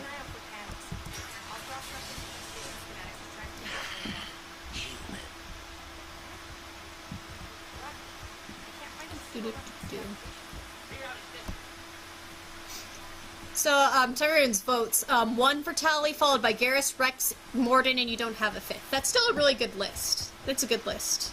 Oh, shoot, I didn't mention Kasumi. I like Kasumi, too. She's not in my top 5, though, but I do. Okay, there's most characters that I'll start screaming happily about, frankly. You can get me to scream about basically anybody. Like, honestly, I could write an entire post about why you should love every single squad mate that Shepard has. Like, I could go through an appreciation post of every single character, because they all deserve to be appreciated.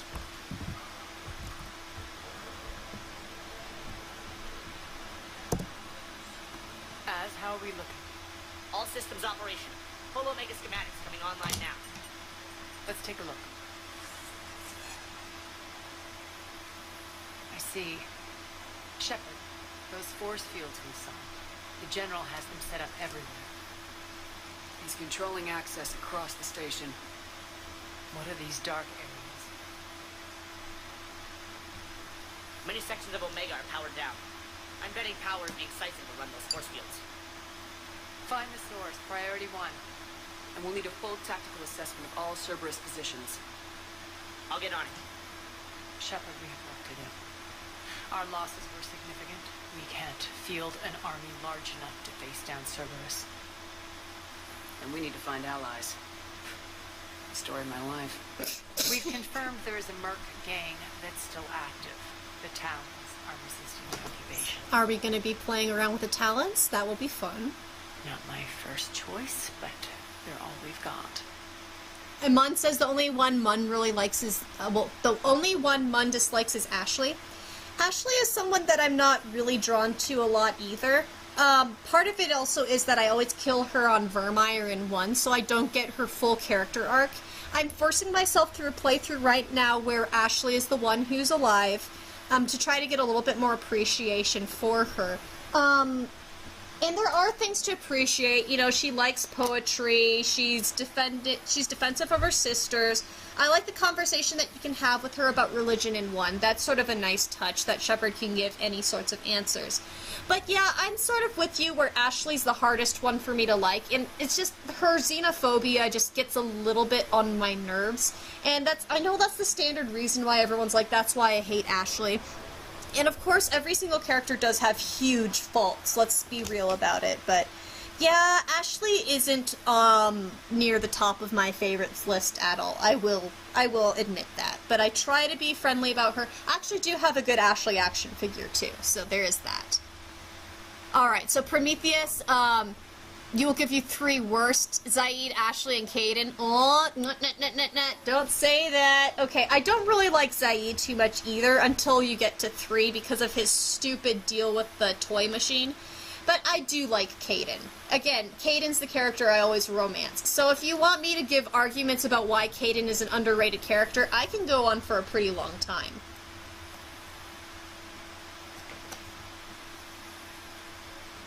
Then it's time to play diplomat. And if the current leader won't join us, the next one. Oh, typical Aria thinking. Sorry to interrupt. What is it? I turned away for a second to offload supplies when I looked back. You lost her. Well, We're locked down. She's gotta be here somewhere. This bunker has secret access points to other parts of the station. Unfortunately, Nyreen knows them. I just like Nyreen more and more. If I wasn't already short on manpower. We have to focus on getting the Talons on board. Shepard, I'll meet you at the armory exit when you're ready to go. But don't keep me waiting. Alrighty. Yes, what is it? Got a minute? We need to get going. But what's on your mind? Oh, I can do some investigating. Why not? Once we recruit the Talons, how do we reach the General? I'm working on it. His command center set up an afterlife. No doubt a deliberate move to piss me off. Don't let it get to you. He wants you off balance. Anger helps me focus. Those strange force fields are blocking access to much of the station, including afterlife. So after we complete our current objective, I'll be looking for a way to get around them. Enough talk. Is there anything else, or can we move on? It's sort of interesting because this, of course, has the aesthetic and the color and the definition of 3, but a lot of the color palette choices that they make are still from the Mass Effect 2, and Mass Effect 2 always had really weird color palettes. So it's interesting that they actually chose to keep those color palettes. We're looking to enlist. They're drug runners and cutthroats, but they make it work better. That sets them apart. They appear more civilized than, say, the Blood Pack, but at their heart, they're just as dishonorable. We'll have to appeal to their lust and greed to get and keep them in line. Anything else you need to know? Prometheus Nemo. Remember, Kaidan leaves in Mass Effect 2 for the same reasons as Ash, and these are actually very good reasons. Again, it's that whole thing that, like, that also Jacob is going through it's the whole question that Mass Effect 2 into Mass Effect 3 leads into. It's that question of whether or not Cerberus's current goal of defeating the Collectors is enough to ally with them, despite the fact that they are a notably morally questionable organization that has terrorist roots. AKA, is it okay to join with terrorists for a specific goal? And the thing with Kaidan is his character, well, him and Ashley both, is Kaidan is somebody who tries to be very lawful good. He's a cynic, And it's interesting to have a cynic who is a lawful good. That's an interesting personality combination. You don't really see that very often. But the point is, he tries to be lawful good, and the thing with him is, he has a very good point, is you're working with terrorists. You're working with people who are very bad. Are you sure this isn't going to backfire? You shouldn't be working with them. He has the same goals that Shepard does, but he's not going to compromise on those things. And for me, even though that means he doesn't end up being a squad mate for you, there's still very understandable reason why he/Ashley choose not to. And in fact, it makes both of their character arcs more interesting in 3, because you have to have that whole, I have to learn to trust you again thing. That's actually one of the reasons why the Kaidan romance is interesting in 3, is because you have the further dynamic of, I need to learn how to trust you again, and will I learn to trust you enough again to resume our romance? And there's all that conflict in there, and some interesting character dynamics and emotions in there. So I like the fact that they did that. Artbook talks a long time about why they chose to pull the characters away, but I like that choice. And so I don't put that as a negative tick against them. I think that it's nice. It's nice to have characters who look at what you're doing and say, I respect you so much as a leader, but no, I cannot do this with you. I like that. Tell me more about Petrovsky. He presumes to sit on my throne, that's all that matters. I get that you hate him, Aria, but I need to know who we're up against. All right, I'll admit he's not like other Cerberus operatives I've encountered. He's smart, thinks outside the box, very hard to predict. He's like his boss, no matter who suffers and no matter the cost, he stops at nothing. To defeat him, we have to be prepared to do the same. Is the cross-examination over because time is of the essence? No, I need to ask you about Nyreen. Seems like there's more to Nyreen than meets the eye. You mean her disappearing act? Honestly, I'm not concerned. No, you're If it was anyone else, I'd want blood, but Nyreen's a variable I can control. She believes in a code of ethics. She oozes virtue. You two must have made an interesting pair. Opposites attract, right? Our connection was powerful but doomed. Nyreen demonstrated zero flexibility. She couldn't put up with the challenges of my life. That's all you're getting out of me on this subject, Shepard. Anything else? You're off the hook for now. Good. I'll meet you at the exit by the armory. Alright, we chatted. Let's go by the exit and do cool stuff. Mwahaha. Stuff time. That's it. Everything we had is done. Not much. This area is still unsecured. Off limits for now. Cool. About it, but I doubt that it'll go for that. You talk to this guy. I'll handle the rest. Moseying around. I'm pretty sure it's on the other side. There's the armory. Hello, armory. Let's go out. Good luck out there. Leave area. Here we go. More kick butt time. Woot woot. Okay. Okay, I never use shotgun, so let's... Okay, so I currently have it on the katana. How can I do on... Oh, I can do a sniper. And not kill my wave charge. Of course, not the Widow, which is the prettiest one ever.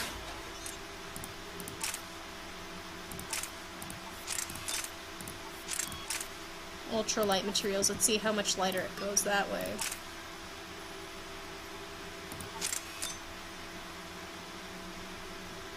Oh man. Which, well, I suppose I don't need 2 pistols either. This Omega DLC seems to be really friendly on the ammo, so I can do this. So which one do I want?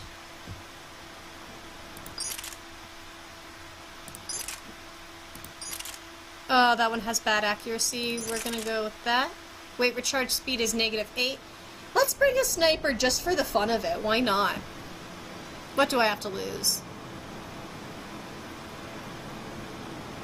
Prometheus Nemo says, good point. That strikes at the idea of a character. Their analysis is based on emotions, in other words, simplistic. I think that I mean... Oh my gosh, Tarun, after I made the comment of what do I have to lose, you said the game. Thanks, man. But I've been, like, holding onto my assault rifle the entire time, so I'm gonna be fine. So I'll carry around the M98, because that's just pretty. I like when writers, the best writing for characters is, of course, when you have arc and direction and that skeletal structure that you can analyze from the meta angle, but at the same time get into all those layers of emotion, because humans are humans, and there's so many fascinating, complicated layers to why we tick as we do. And a good writing of a character isn't a character who makes good choices, so much as a character where you can feel all of those different layers reverberating once against another. So I love when they do that. And Mass Effect does a pretty good job with that for certain characters more than others. It's one of the reasons why I like Mordin so much, is because he's really well written. Really well written. Okay. Cool. Here we go. Shooty time. Probably should have grabbed more water, but oh well. What's your history with this gang? Some mutually beneficial dealings and some occasional violence. The Talons weren't even a blip on our radar until the plague in 2185. Your little war against the other gangs left a vacuum. Not my intention. Interesting.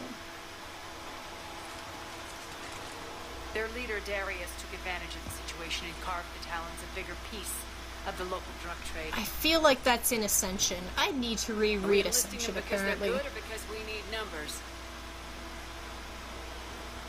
Their cannon fodder, we're using them because they're the only game in town. You're gonna let them know that? Relax, Shepard. This is how it works on Omega. Just let me do the talking and... Commander, Cerberus forces are scrambling. Looks like an attack on the Talons. Mun, I'll get to your question about James when I'm not in a cutscene. Definitely we'll talk about him. Looks like we fight our way through Cerberus to get to them. Let's move.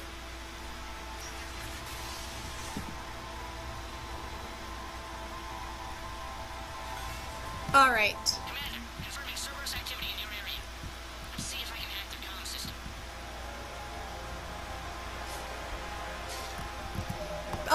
Nemo, I'd be interested for you to explain yourself a little bit better, because I'm not sure what you're trying to argue from the last 2 points that you have made.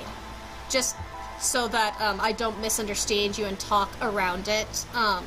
Because I'm not sure what you're getting at with the feeling is not necessarily knowing, or the idea that the analysis is based on emotions, in other words, simplistic. I don't understand what you mean there, sorry. Okay, so quickly about Vega. I think that Vega is another one of those underappreciated characters. Lots of people say that he's basically like, the guy thrown in last minute that you don't really connect to because he's only in 3. I mean, James isn't a favorite character of mine, but I do think that there is something appreciable about him, and he is, you know, he has his fun points to talk to, you know, he's got his own sense of humor and so forth. And especially if you watch Paragon Lost, which is the anime for the Mass Effect universe, if you guys don't know about that animated movie. That's a whole movie that's just based upon James's backstory. And at that point, lots of people, when they watch Paragon Lost, usually tend to be a little bit more sympathetic of James and be like, okay, yeah, this is an interesting character. So while he's not necessarily a favorite of mine, I say that he has his place in the franchise, and I think it's something important to do about that is all the squad mates have their place, and all the squad mates have their narrative purpose in it. Crates of red sand lying around like this. Mass Effect does a good job of every single character has some sort of narrative purpose, even though there's lots of them. Anything else can burn.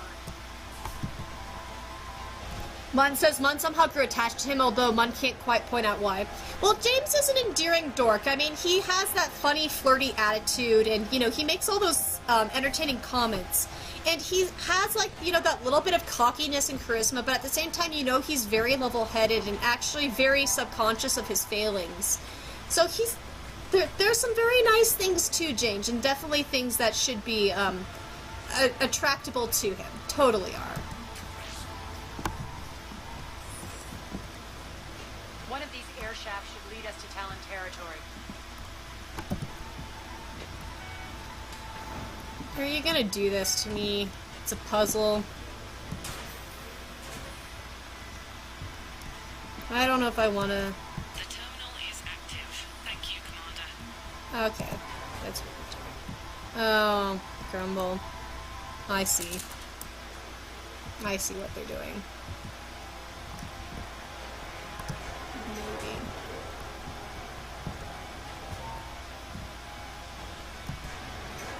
Puzzles. I hate puzzles.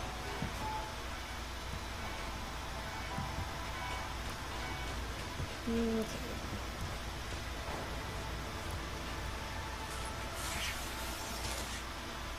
So I think that's just the way that I came.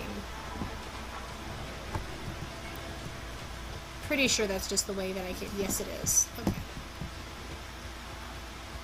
So let's see what the game wants me to do with this.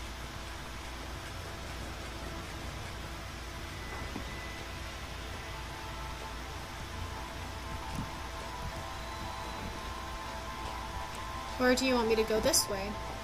Okay, I can go this way. Maybe that's the way to get, like, the extra stuff. But I don't care enough about the side missions.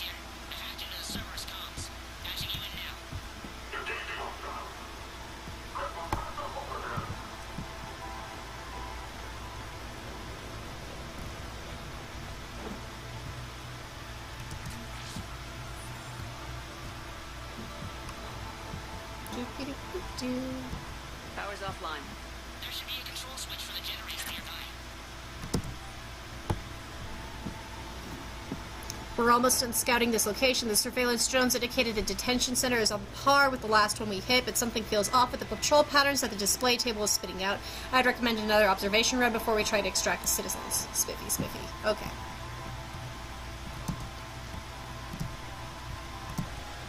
That is not doing anything.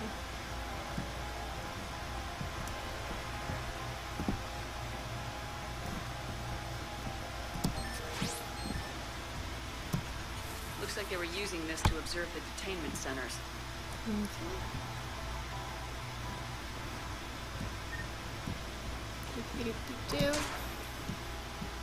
That worked. Cool.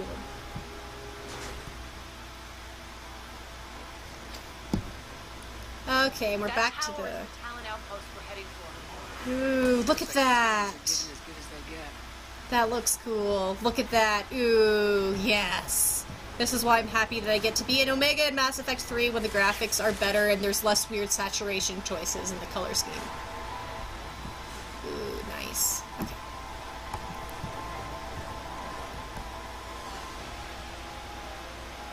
Alright, okay, so Prometheus Nemo made a new comment. Awesome, I'll read it before I move forward.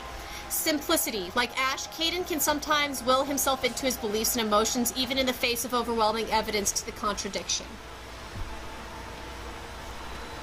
I mean, they both can.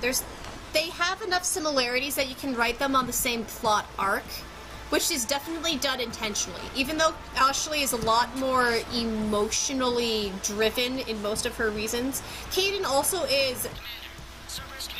His logic is very emotionally based.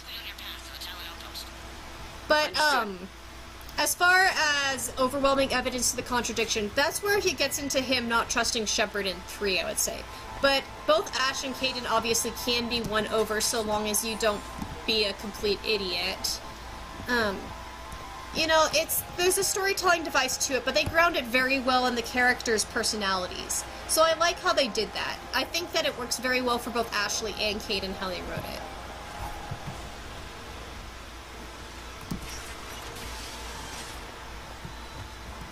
There's absolutely nothing unbelievable about how their choices are done and the reasoning behind it, so it's great. Okay, so there's Dude. Oh, this is where I can have fun and actually use my Black Widow just for funsies. Okay. Oh, wrong button. Whatever. I can do it later.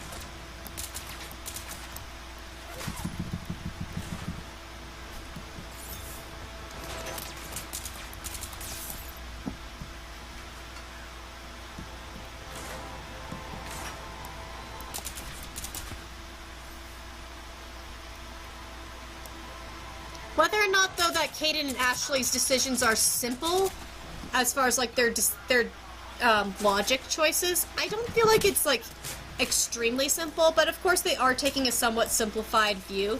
Just like humans do in real life, let's be real. Like, whenever you look at politics and how people respond to political stuff, it's the exact sort of thing that you see going on all the time.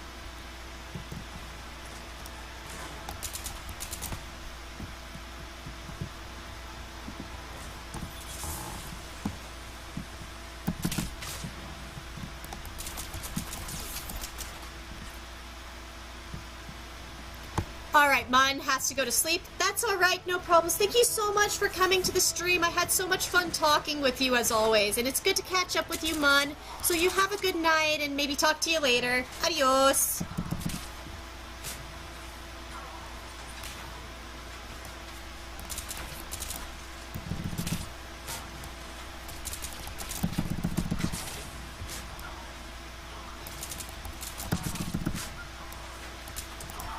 And I'll have the full stream on here for people who don't see it all. I'll keep it up. Yeah, Prometheus Nemo, that's exactly a valid point. Yeah, I get exactly what you mean. And that's sort of the nice thing about Mass Effect 2, is that there's characters we're not all going to connect with. And, the nice thing is they give us that variety so that there's a lot of believable people, but there's going to be some people we're just like, with. And that's totally fine. I'm never going to be grumpy at people for doing that. Systems has just extended by 77%, Commander. Thank you.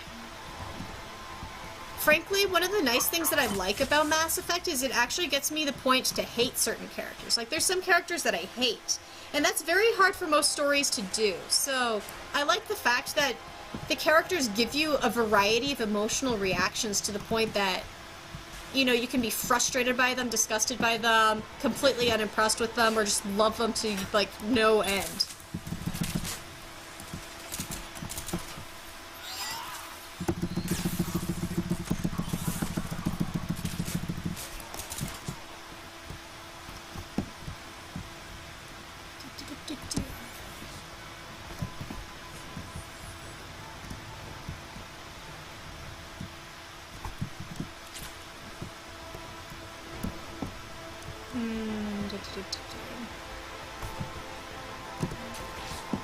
I never use Metagel. Have you noticed? I, like, never use it.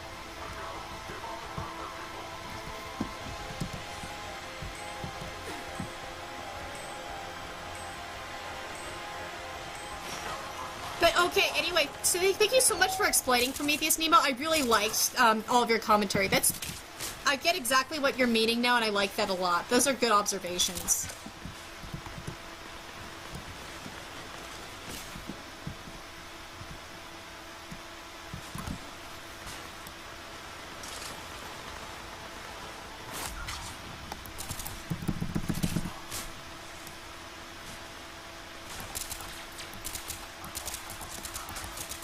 I'm not even trying for headshots at this point in time. There you go. Oh my goodness, yes, Prometheus, I agree with you, Kai Lange. Okay, that point when you punched him and killed him and you shouted, "That's for Thane, you son of a bitch," that was the moment that I pumped my fist in the air, and I've never felt vengeance be so sweet as that. Oh, that was just, yes. Yes, I agree with you. I am not a big Kai Lang person. I appreciate him because I hate him, if that makes any sense at all.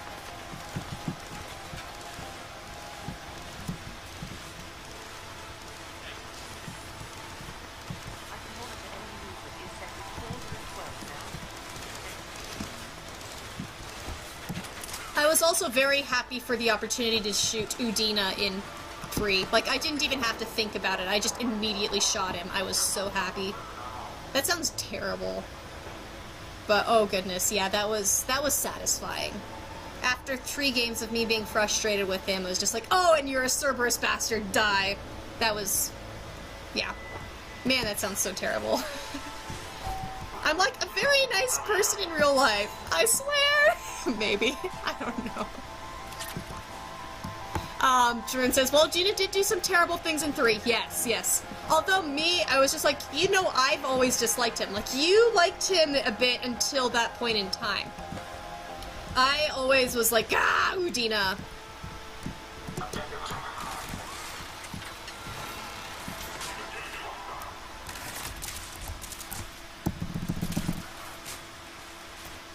Okay.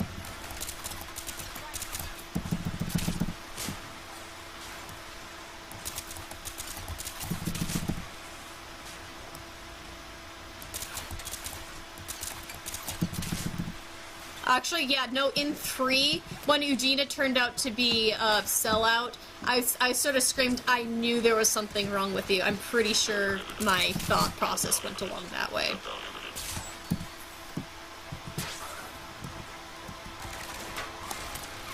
Oh, there's a... turret.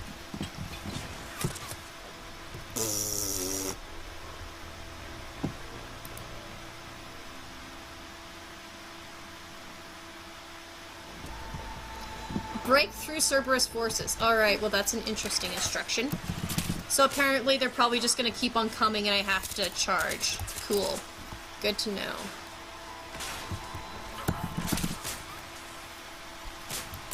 Guess we'll see.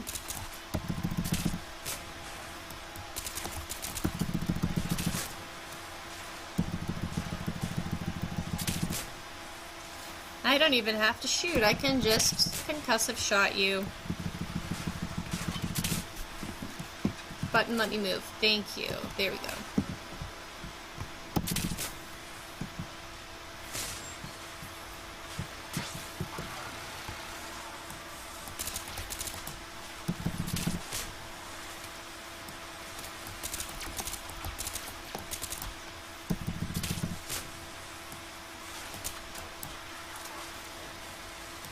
But as some people know, my favorite ship will always be the Cerberus Normandy. It's just so pretty.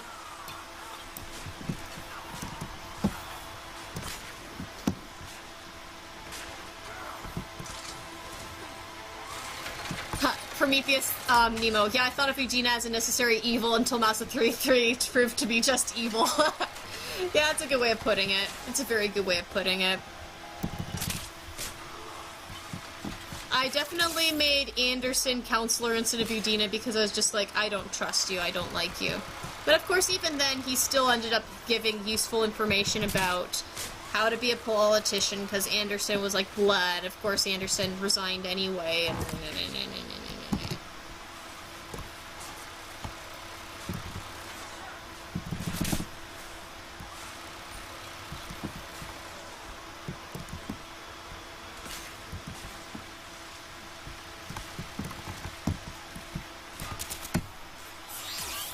oh, that's cool. We both tried to laser at the same time. I should not be punching in the middle of a... Yeah, this game's not gonna let me do that. Shoot. Wrong button. Wow, that should not have worked. That really should not have worked. I should have died. Cool. And Aria's recharging. Okay.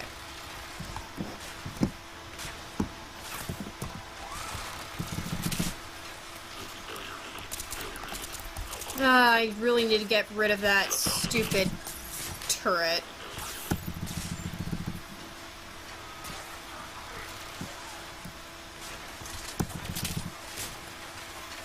This is probably what they meant by break through Cerberus.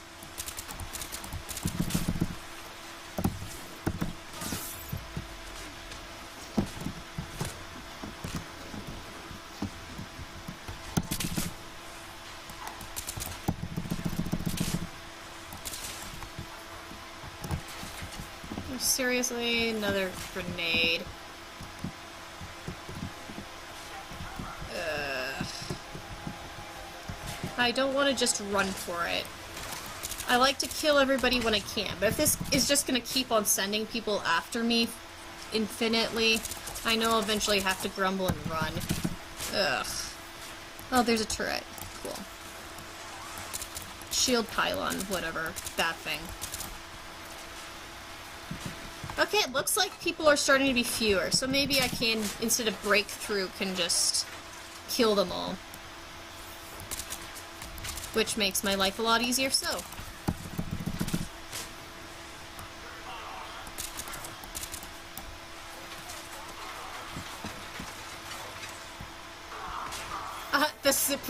Too many doors in the Cerberus Normandy. I mean, doors are fine. I like doors. They section things off into rooms, and I like that. I mean, yeah, you have to open them up, but at least it doesn't feel as cramped as, like, the, really? I should not talk while I'm shooting, apparently. I was gonna say that more diplomatically. The colors, of the Alliance Normandy in 3, I just don't like the coloration that they chose. It's not very aesthetically pleasing on the inside, especially considering, like, how they designated some of the rooms pretty poorly.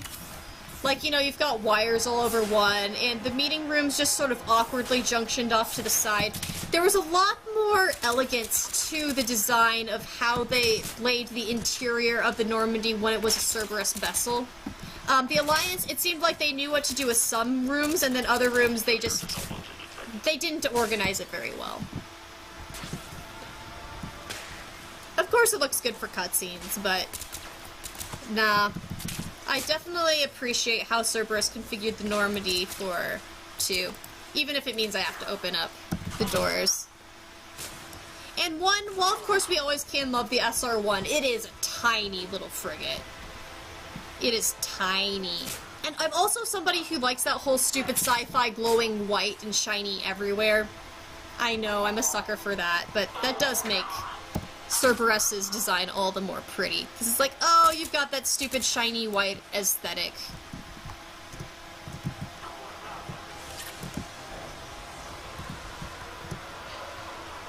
Calling back up, cool. Just what I wanted. Not really. Oh, shoot.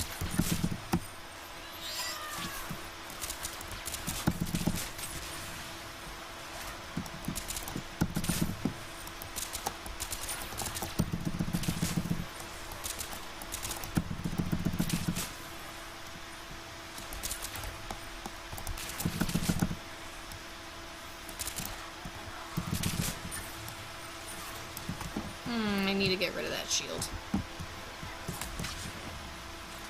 But all of the Normandys are cool, let's be real. All the designs are cool in their own way, and I love them all. And if I got to be on any Normandy, I would just cry and be happy. Oh, Aria, really? There, you're alive again.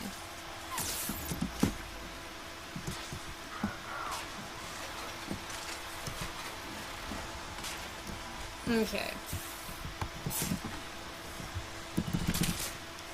All the combat areas in this DLC are pretty nicely laid out. Like, none of them are awkward, siphoning you into really awkward small sections. Like, there are some combat areas in some games that I just really... Ugh. Very frustrating.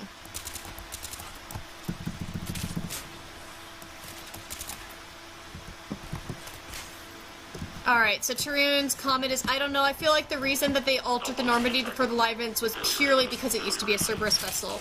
I actually agree with you. I'm pretty sure that was 90% of the reason that they did it. They honestly, all they could have done was a different paint job, and it would have been fine, but did they do that? No. I agree with you. Really?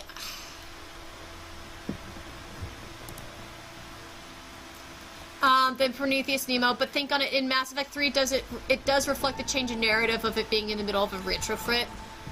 Yeah, it does fit the narrative, and I think that they make all of the, proper narrative choices. And also the whole idea of the Normandy changing visuals again is very important for the idea of your Alliance switch again as well. You know, you need that visual change as well for the purpose of you thinking about things differently, and also from the game standpoint mechanically, you don't need the same amount of chambers for all the different squad mates as you did in 2 anyway, so there's no point in them keeping that from just a game mechanic standpoint.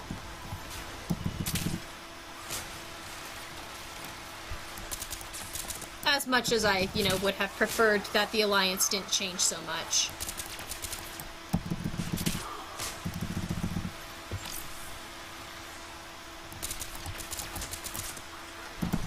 Ah, wrong button again.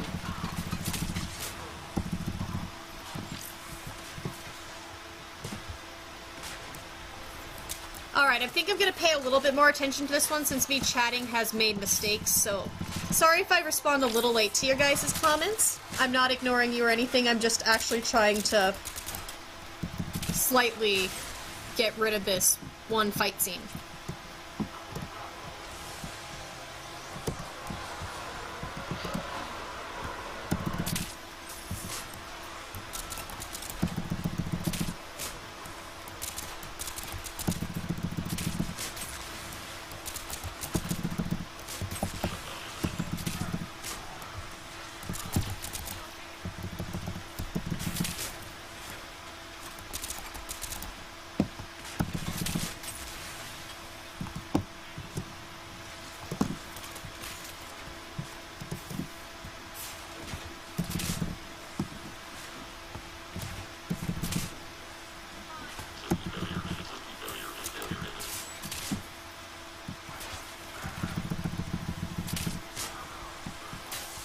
There is no such thing as being too invested in this universe. This universe is amazing and it deserves all the investment. And frankly, I'm happy to be talking with people just as this invested in it this many years after Mass Effect 3 came out, just because it's like, yay, I can still talk about this game with so many awesome people. So yay, I'm so glad we can have these discussions. And also it makes my streaming more fun too, the more that I can debate things with people. Because seriously, like, you know, makes it way more fun.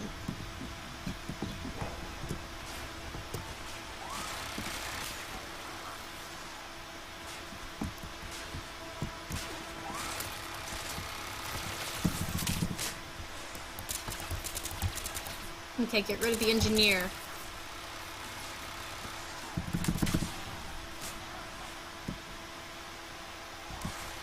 Engineer is somewhere. There's the engineer. Okay, engineer, bye-bye.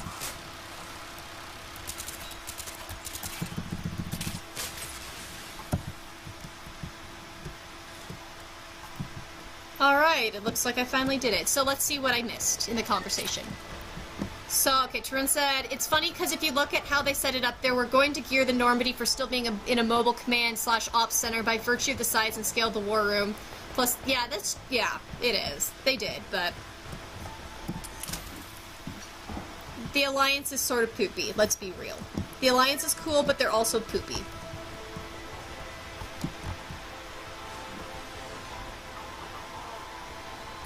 Ah. Okay.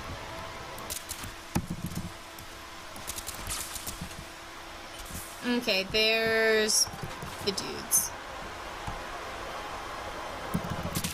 Oh, there's a generator over there, too. Of course.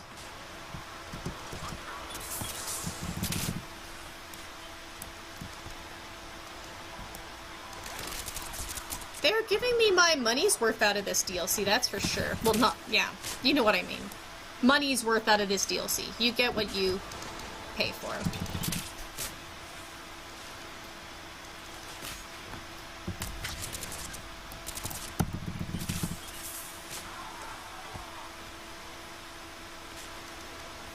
So Prometheus Nemo, be careful. I mean, I don't care that you disliked Andromeda. I do like Andromeda. I mean, I'm not, like, screaming off the top of my lungs about Andromeda, but I do think it's, a little bit, overstimulated, disliked. I had fun with it.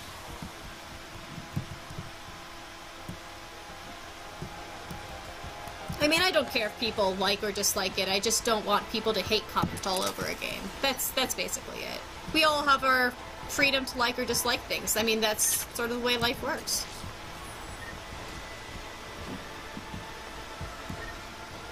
Yeah, Trina, as soon as I said my money's worth, I realized that was the wrong comment. Money's worth out of it. But yes, thank you so much for this. I appreciate this so much. This is definitely a good DLC. Okay. And, Where do we go? And yeah, I do agree with you. A retrofit is almost a political measure. That is very true. And where am I supposed to...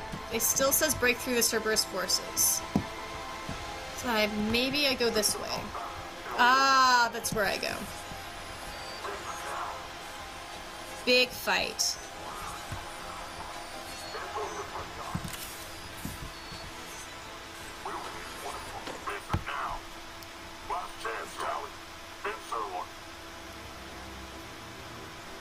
Yo, we're badass ladies with guns.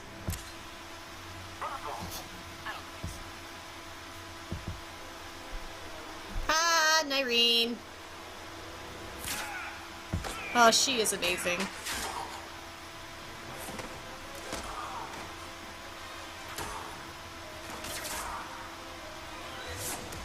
Oh, you're a biotic. That shows how much I was paying attention to your abilities. Take care of the wounded, and scavenge what you can. I want us out of here ASAP. You heard the boss. Move it. Do you have the Looks like same I found facial a town tattoos? leader. My. Nyreen, aren't you full of surprises? Aria. The deception was necessary. I needed to figure out what your plans were. The people on Omega depend on us. I couldn't risk compromising our operation. Not exactly standard procedures for a street gang. When Cerberus invaded, the Talons were a mess. I brought new direction. The General's been hunting us ever since. Right now, he's attacking one of our outposts. That's where I need to be. We're done here, boss. Right. Aria, Commander Shepard, whatever you're here for, the answer's no. Kindly escort yourselves off Talon territory. Prometheus Nemo. It's like the Avengers, but all dangerous women. Yes. And frankly, there's some times where I'm playing Mass Effect and just like, I need a lady squad right now. Let's just all be badass women and just kick ass. There's definitely those moments where I'm like, yes! We're here to help. We'll talk about it after we reach your outpost. That's a generous offer. Aria, does the commander also speak for you? Not the way I would have put it, but that's the idea. Aria, you do not have a smile, like, in your Alright, bone then. ever. Come with me.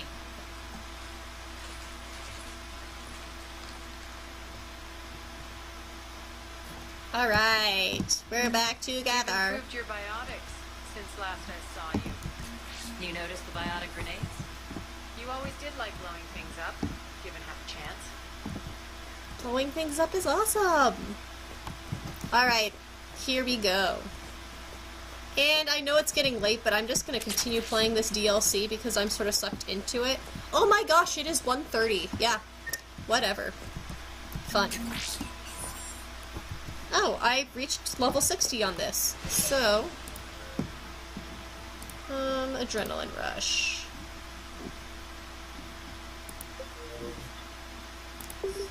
Wrong button. Increase shield strength. I actually sort of want a shield boost while I do an adrenaline rush because of how I use it. Oh, but use one offensive power while adrenaline rush is active? That's useful too. What do I want? Not like it really matters. I'm playing a DLC. I usually don't do defensive measures, but let's just do that for right now. Because usually I use it for sniping, so I need that. Oh, aren't you pretty? Okay, Prometheus, Nemo, guys, it's hard for me to get the comics for Mass Effect Solutions. I mean, I always... So the trade paperbacks have the omnibus for the Mass Effects, and those are usually just freely sold at Barnes & Nobles. I've seen them in store quite a bit. Like, you know, the trade paperback omnibus, that's a really good way to get all of the comics aside from the Mass Effect Andromeda Discovery. Like, I mean, I am always a proponent of buying things, so I'm never going to suggest where to get things for free. I'm sorry. But they really are a good way to get it, and they are pretty freely distributed, those omnibuy. That is the plural, right? Omnibuy, omnibuses, whatever.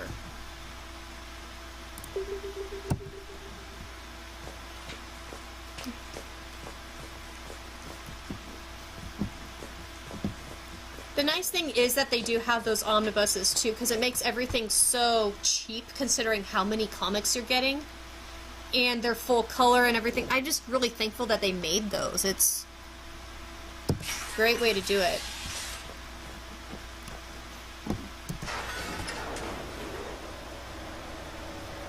I obviously need to reread some of them because it's obviously been a while.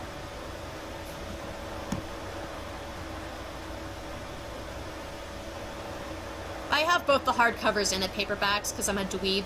Don't ask why.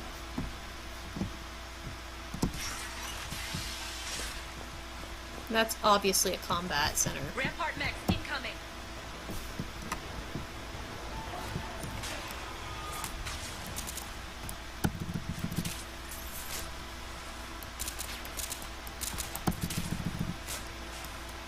Yes, I am obsessed. It's pretty obvious, and it's so much fun to be obsessed. Why would you live life unobsessed? It's so boring. Like, obsessed should be a compliment.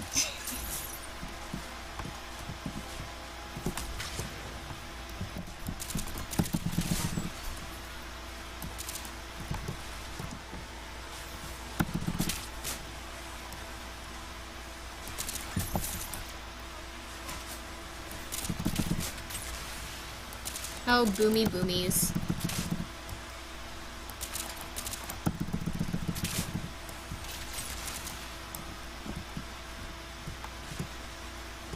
Prometheus, really, Barnes & Noble at this time? Yeah, they're pretty good at Barnes & Noble, yeah. I have seen the omnibus all the time at Barnes & Noble, like, even within the last few months.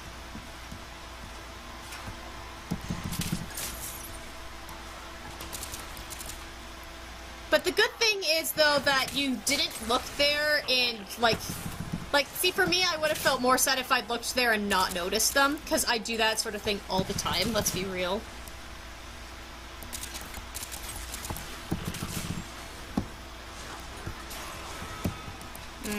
Atlas, of course. Grumble, grumble. Oh, there's a thing right in front of me. Die. And duck.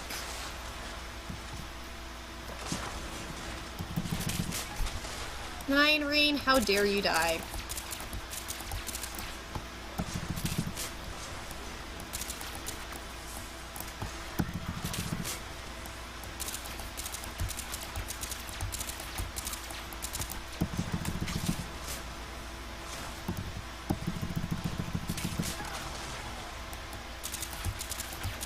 Is the Atlas really just gonna sit there while I let it do its stupid stuff?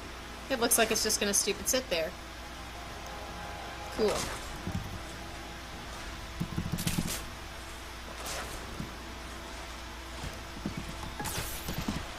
Nope. That's bad. Oh, it looks like there's something right there. What's that?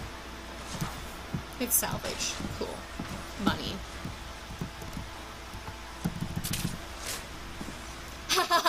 You're gonna go do it tomorrow, Prometheus? Woo! Do it! Do it! Do the thing! I probably shouldn't be encouraging people to spend money, but oh well. We're all gamers, right? We're sort of in this culture of spending money for things.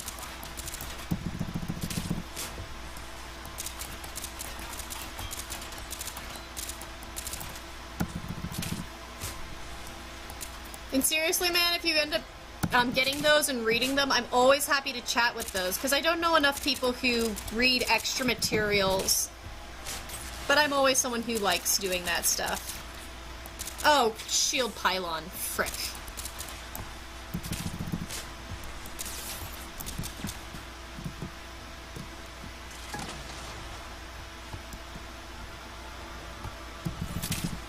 Yeah, I'm too lazy to wake Nyrene up. I always do this. I just let people be dead. Atlas is almost destroyed anyway. Man, they really do give a lot of ammo in 3. For this DLC, at least.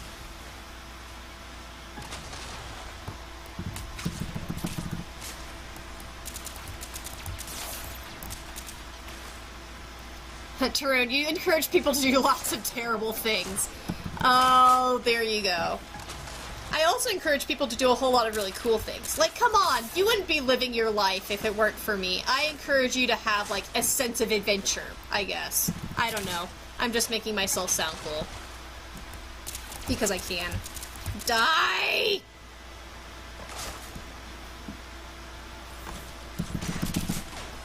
I wonder if I should punch the Atlas out just for funsies, just to make myself laugh. That'd be entertaining. Because it's not like it'd be hard.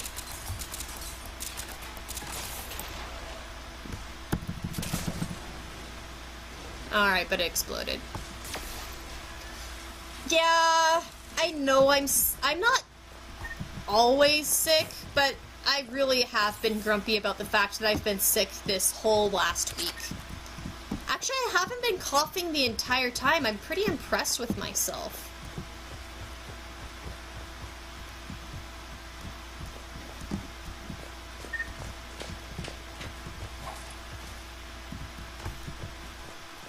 Oh, you read the books before you played it?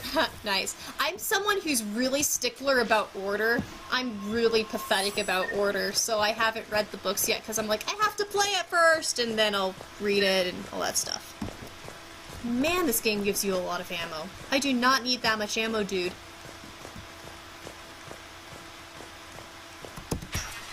But I will have to get into all the Witcher stuff when I finally have the chance. I'm looking forward to it. Oh, I am looking forward to it so much. Because I own the games. Just haven't played.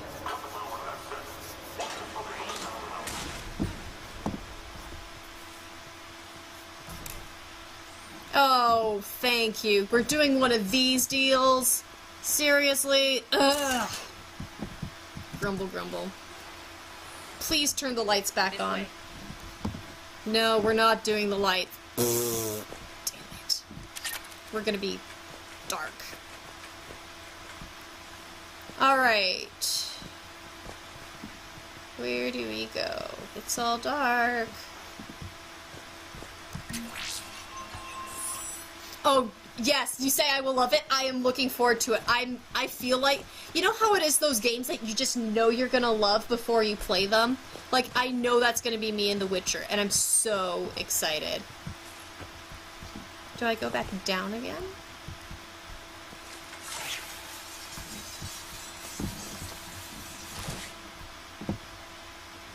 That was a weird... Move out of the way, dudes. Okay. That's an interesting error.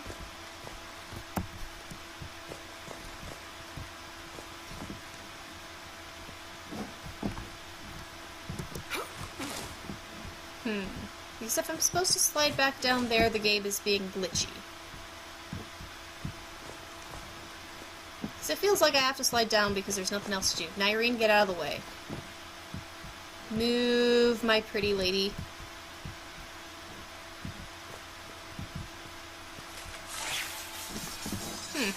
Never seen that.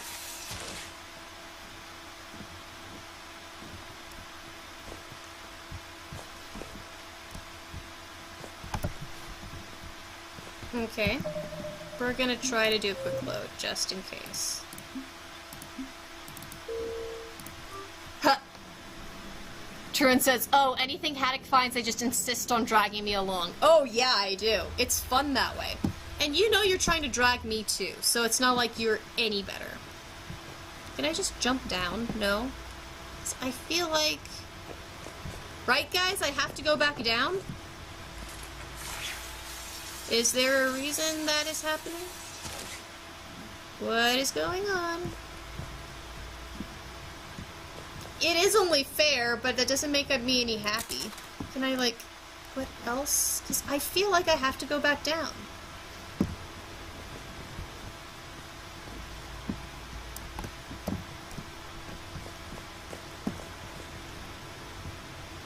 Right, guys? I'm not wrong. This is a weird error that shouldn't be happening.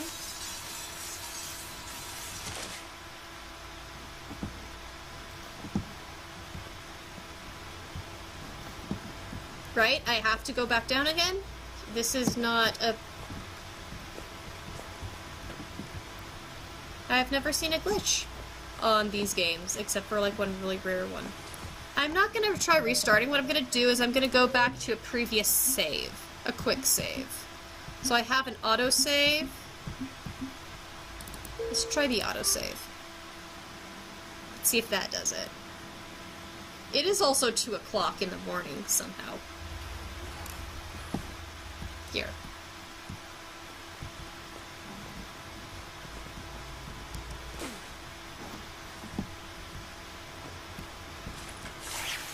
There we go. That worked. And look, this not be the solution to my problem.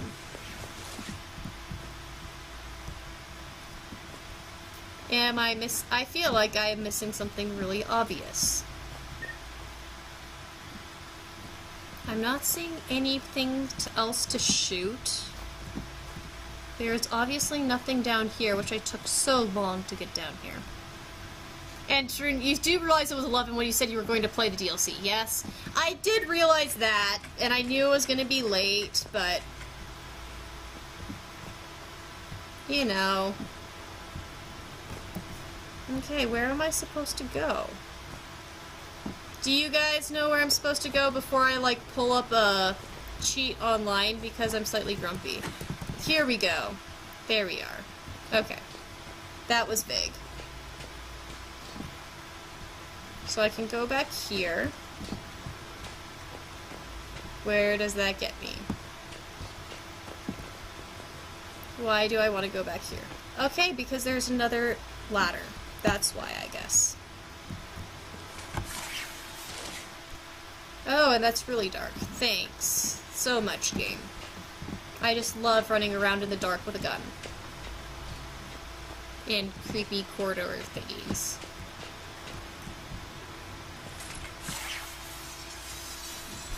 Why are you doing this to me, you stupid?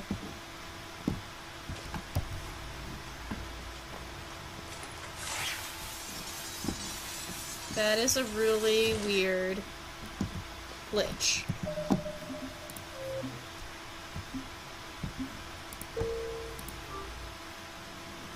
Yeah, okay, thanks, Nemo.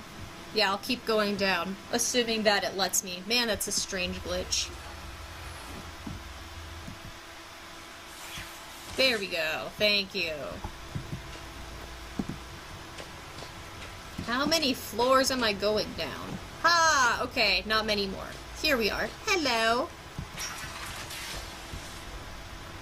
Sneaky, sneaky, sneaky.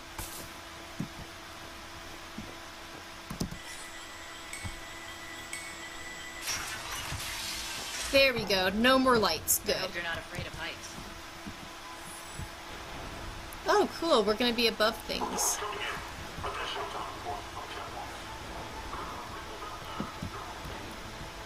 I like this setting for this DLC.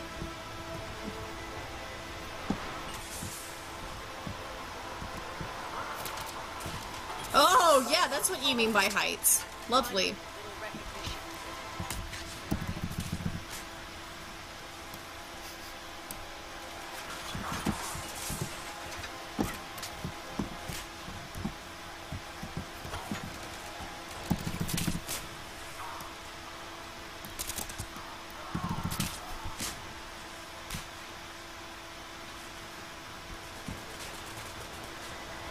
Alright.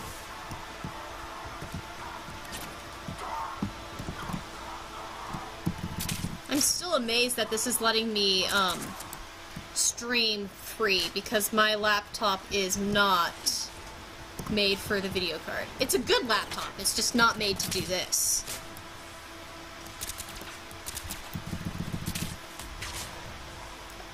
I always like when my shots collide with Aria's biotics, it just looks cool. Or it's probably Nyrene's stuff, but... phantoms! Die, die, die, die, die, die, die, die, die, die, die, die, die, die. Shit. fucking pieces of phantom shit.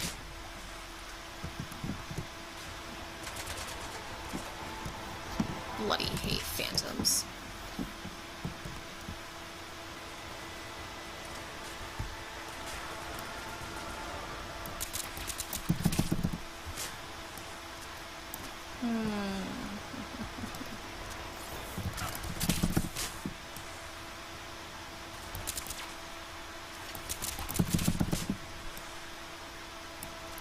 Jack! Whoa! Hi! It's good to hear from you. I'm doing great. Ooh, yay! Thanks for coming to the stream.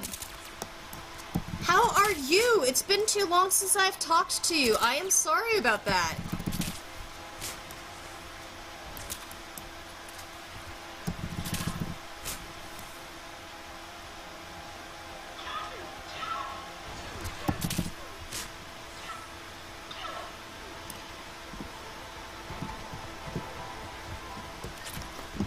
You've been busy? Yeah, no, that's fair. I think that, I mean, life gets in the way, right?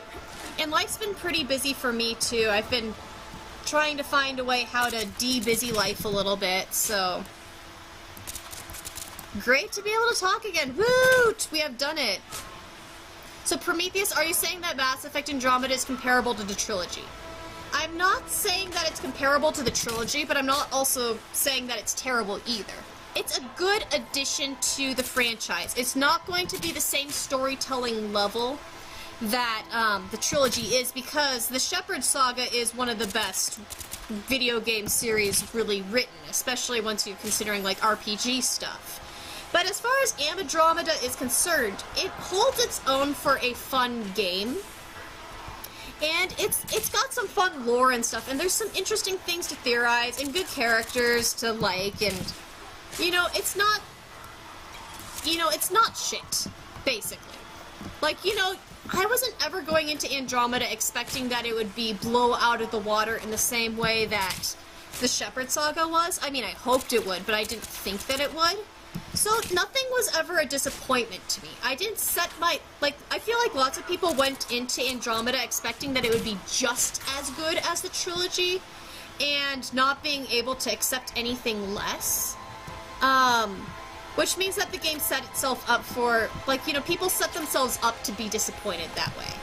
If you look at a game expecting it to be a certain way, a certain caliber, then you're going to be disappointed if it's not that. I never went in with that sort of expectation to be a certain caliber. I just went in being like, yay, it's a Mass Effect game. Even if it was a 2D drawing of, like, a Turian ass, and that was all it is, I would have been happy to spend my money on it. Okay, not that bad, but still.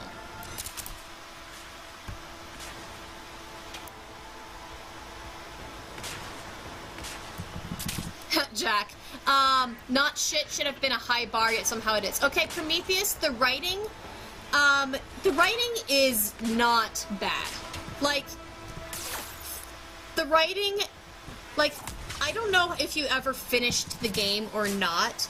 The difficulty with Andromeda is that it has a fine story, it's entertaining in and of itself, it's rather traditional, but the deal is that they have too many side quests that, dilute the telling of the story. And the fact is, the story is part one of something that they meant to be greater, because there's a lot of things that they hinted at without actually completing two. But the thing is that it's not like shit writing. Like, it really isn't. It's not completely nonsensical. It's none of that. It really isn't.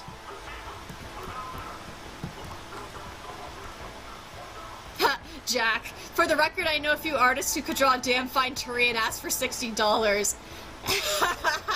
Well, get them hired, because I'd ask for some other species asses first, but Turian ass could be a very good addition.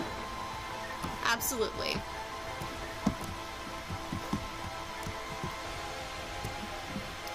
Quarians. Did I ever show you that drawing of that Quarian ass? Did I not show you that drawing of a Quarian ass, Turun? Because I'm sure that I mentioned that drawing about that Quarian ass. The system's been compromised so many times it hardly knows up from down anymore. Irene to base. Need an engineer at the catwalk's entrance. Door's jammed again. This may take a moment. Oh, Tarun, I should probably warn you. You're probably going to be sad. There are not Quarians in Andromeda. They hint at them. They're not just passage.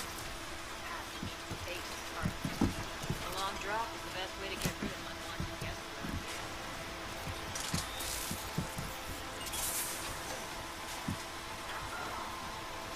here. So, okay, so, I mean, Liam was a character I didn't care for, but Liam's mission, Liam's loyalty mission was hilarious. It was so great. And see, the thing is, like, you know, even if one character's dialogues weren't great, like, for me, Cora was the most frustrating character to talk to. Is that there were other characters that made it interesting.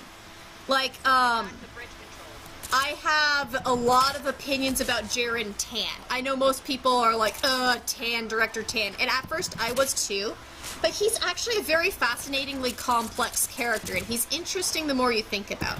And then there's also other characters like Vetra that are just, they are interesting. They're not written with, like, an extreme level of finesse, all of them. It really depends per character. Your mileage may vary too, depending on what, personalities you like. But I feel like Vetra, characters like Vetra, were fun for the squad.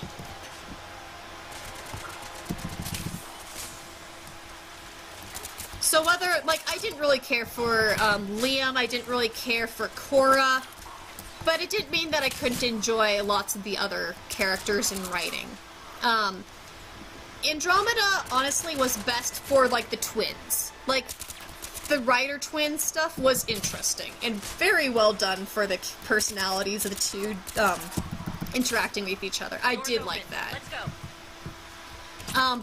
I could go into a long list of pros and cons for Andromeda. I actually did write one analysis, but I'm always happy to expand upon more. But I did finish the game, and one thing I will say is that while it was a little bit diluted on the plot, it gave a good, fun climax. It really did. It was a fun climax. It was a good climax. It had me grumbling and swearing a little bit.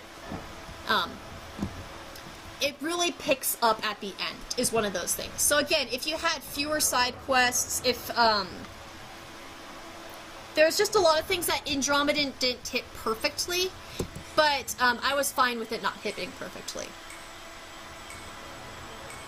And Turin, that's not helping me want to finish it. Well, I gave you the warning ahead of time that Andromeda wasn't the same as the series.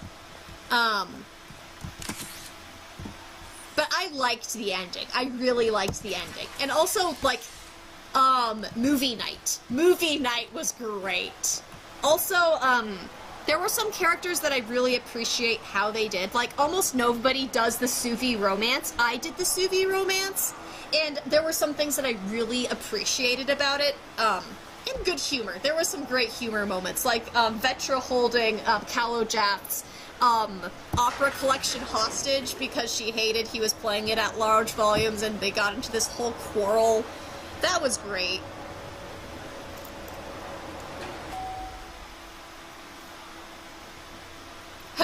No Quarians is almost a deal breaker. Well, what if I told you that the Quarians are mentioned at the very end, so you have to finish Andromeda to get to the Quarian stuff? How's that to get you motivated? Alright, Jack. I want to play Mass Effect 2 again, but I need a better GPU before anything. My current one is slowly slagging itself. Sad day. I mean, I get you. My laptop, I need to... Yeah. Try not to interfere with my people's work. Intel just reported in. The group of civilians we managed to evac arrived safely at the other outpost. Of course I'm mean, man.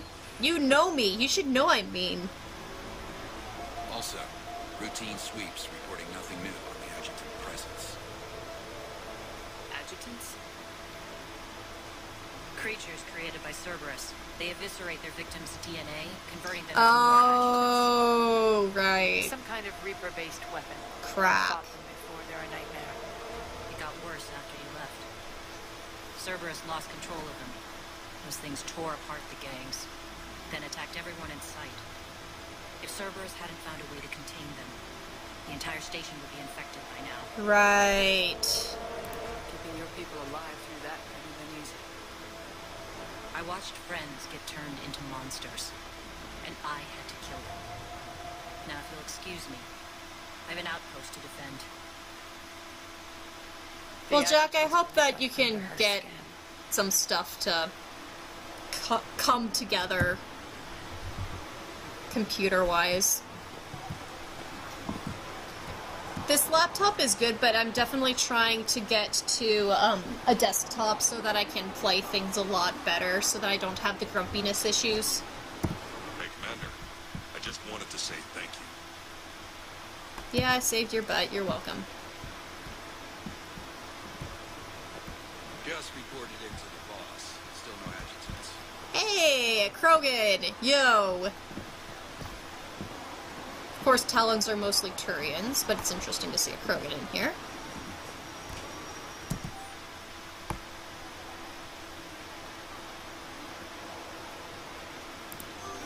Okay, there's Nyreen. Anybody else that I need to chill with? Lots of dudes. Prometheus, more power to you for finishing it. Every time I try to play it, I find myself coming back to the trilogy. And that's totally fair. I mean, again, play what you want. I actually want to do a replay of Andromeda. I'm actually really in the mood to. My laptop could barely handle it, so I was on, like, the dead lowest graphics. But I've still played, like, 120-some, maybe even 130-some hours on Andromeda. If you ever do get back to it and you feel like, you know, because I know it's not your thing, which is totally fine, but if you ever do feel like finishing it, just cut the side missions. I don't think it affects the ending. They were pretty low stakes on Andromeda as far as choices, but frankly, lots of the choices that you made were for a setup of a hypothetical sequel. Okay. Jack. Yeah, I mean, that's not a bad bargain to try to make.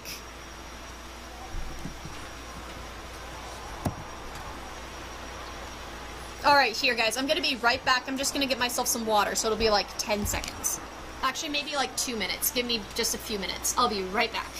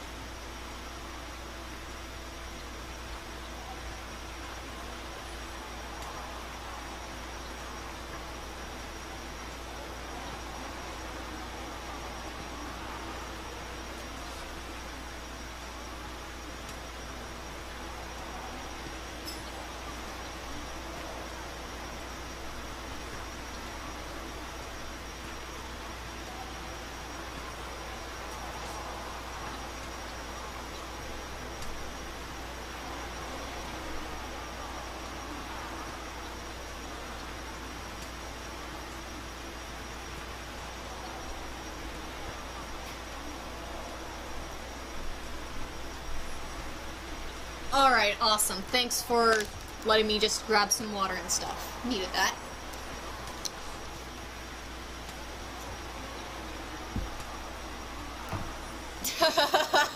Drink out of a 5-gallon bottle like a hamster.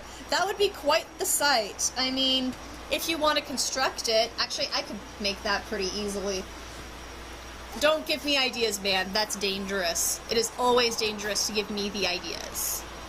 Alright, anyway, man, you type fast, lady. Cerberus is backing off for now. Make sure the scouts keep an eye out for the next attack. You've done an excellent job, Nyreen, but I'll be taking over now. How did I not get surprised? You know what happens to people who argue with me. And if I say no, you'll just kill me and take over?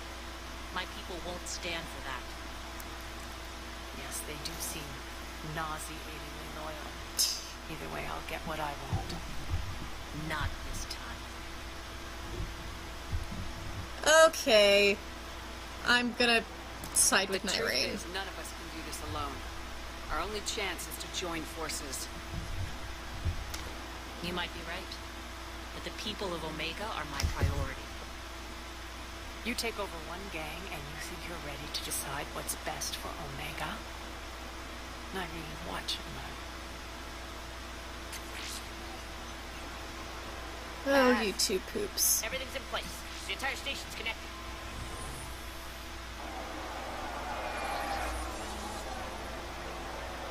Oh, you are stupid. People of Omega, I have returned. Cerberus believes they have beaten you. They believe they have you under control. They are gravely mistaken. You are the lawless of the galaxy. You cannot be beaten, and you will never be controlled. Be ready. Your Yeah, chance that's why to you're strike stupid, out is because against your Petrovsky's gonna oppressors see is that. coming. Together we will take Omega back.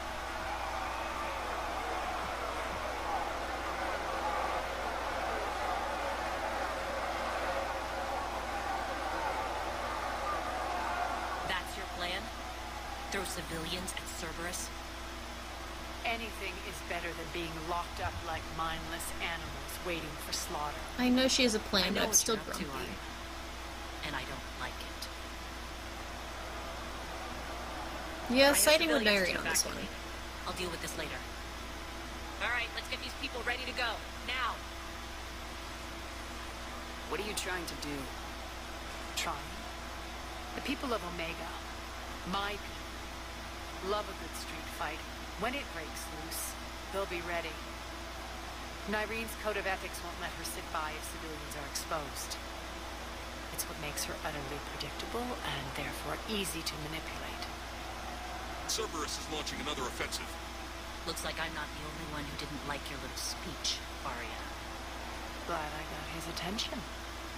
Commander, landing I pads know are you did yours. that on My purpose, people but I'm and I still will hold the grumpy. main doors. Got it. Okay.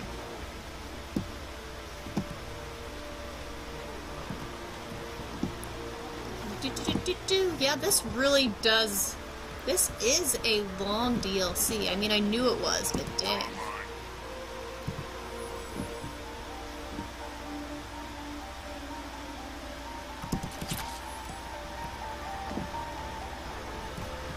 Shotgun Omni Blade.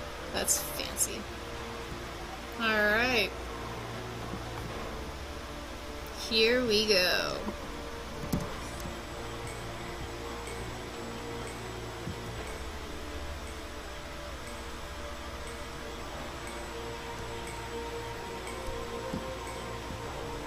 Come on.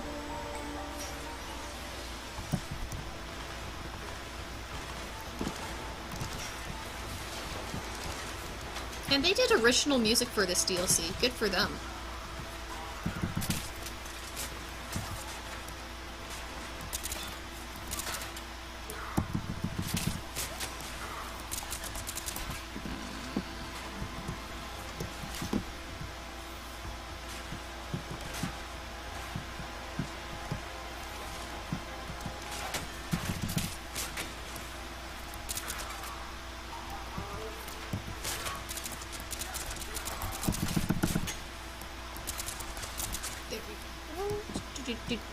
And I hate those pylons. Why do those exist?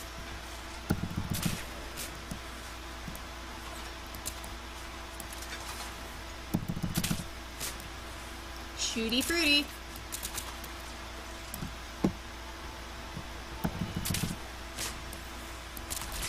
I was about to say I can't believe I've been playing Mass Effect for like 3 hours straight, but that's very small for me. I could definitely play longer. I'm just impressed y'all have been sticking with me through the stream. Thanks, this has been fun. Jack, oh, dude, okay.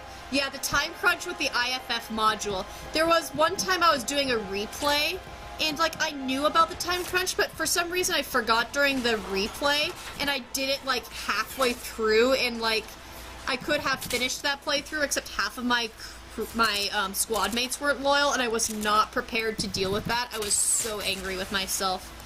But while I did it, I made sure to do some of the rarer scenes, like having Legion be there during Tali's recruitment mission. I did that, but still, ugh. I hate how that IFF thing has a time deadline. Clever of them, but frustrating as hell. Oh, Jack, that way I could have done Legion's loyalty mission instead of the DLC missions. Ooh, I see. Yeah. Oops. Yeah, really. And it's also one of those things you don't realize that you can go back and do the DLC missions afterwards, either. Mass Effect 2, what was so great was there was a whole lot of surprising things. Like, you know, doing the stupid ship upgrades kept 3 people from dying. All those little fun things. I like how they did those tiny little loops. Like, mean as hell, but grumble. I like that unpredictability and that non-safeness. You know, that any of your squad mates can die at the end of it. All that good stuff. Jack, you said when I was over, I just said fuck it and decided to quit while I was ahead. Yeah. Understand. I'm gonna do it through again sometime. Totally.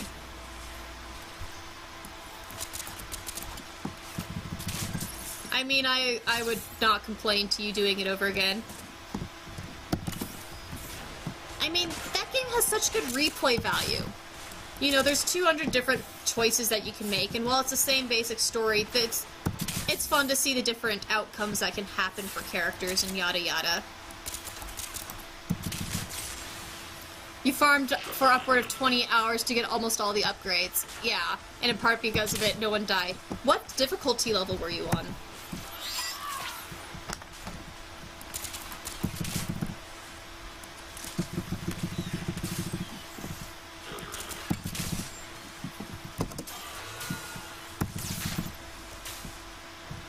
Really?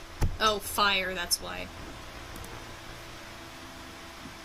Yeah, I was one of those people who I definitely got all the upgrades. I just was thorough about it. I had no idea that those upgrades were what, saved the lives of people. I played it very... I knew a few things going into the game, but I definitely, was not educated about a lot of things.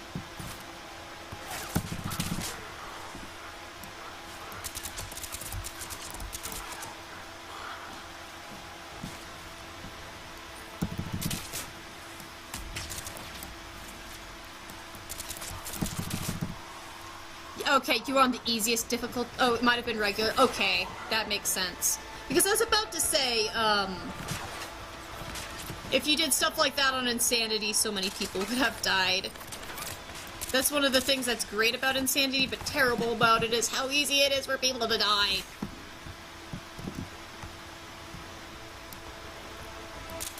Okay.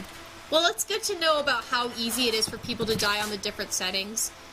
Because, have you heard about my plan? I'm going to be playing Mass Effect 3, except with the intention of killing off, all of the main characters. So I'm gonna have something like 24 character death scenes, and just basically do a massacre effect. And so, to do that, I need to bring in Grunt and, Zaid with,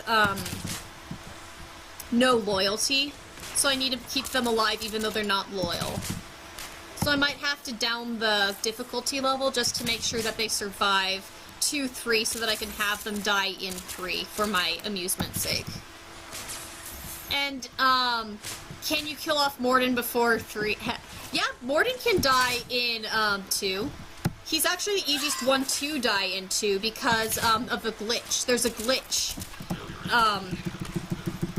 He's also one of the twiggiest people, so he can die in the final assault on the barrage, even when he is loyal. So, yeah, he can die early, which was sort of a dumb programming move for them to make, because Mass Effect 3 is written so well for Morden. I mean, yeah, you can have him be replaced by Paddock, and Paddock Wicks is an interesting character, but that whole story arc is so meant for Morden. So meant for him, and I could go on and on and on why. What surprised me was I've read up on how easy it is actually to get Garrus to die in 2. I could not believe that. Twiggiest, is that Haddock's word for Haddockese for squishiest? Yeah, he's a squishy character. You knew what I meant. He's also a twig, so you know either word works. But yeah, he's squishy.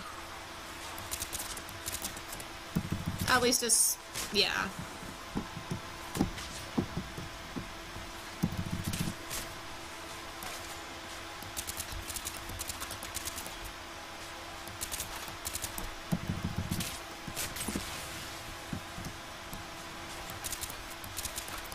Technically, for my massacre effect, I would kill more people if I had more people die during my suicide mission in 2, but I want to have my massacre effect in 3 be all the as many main characters as I can get, and I want to experience certain death scenes.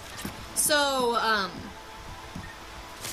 that's why I'm gonna have Morden alive instead of Paddock during my massacre effect. Even though I have shot Morden before, I want to do it again because it's fun. That sounds terrible.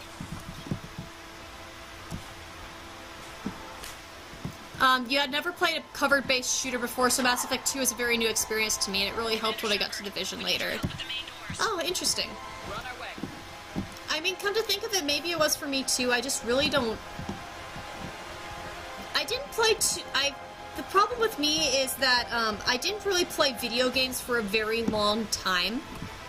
And so I sort of picked up video games after about a 10-year-long absence during grad school. Like, I always loved video games, but I intentionally didn't play them just because I didn't have the time for it. So in one sense, I'm extremely behind, so it's hard to say when X was my first game or when Y was my first game, just because I put myself so far behind other people.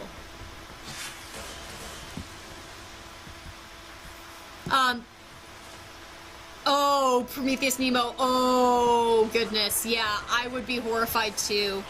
I learned about the deaths from that ship upgrade thing through reading it on the wiki and watching YouTube videos. I have never played those, but oh man, I cannot believe that they did that. I'm a pretty completionist person too, so I was lucky to stumble through that accidentally too and not have people die like that. It'd be interesting to know what percentage of players are, you know, quick run-through story players who ended up having so many more casualties like that because they didn't know.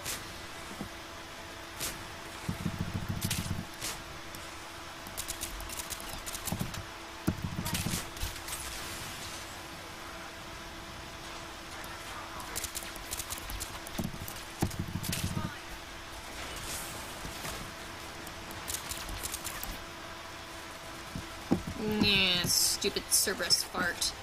Die!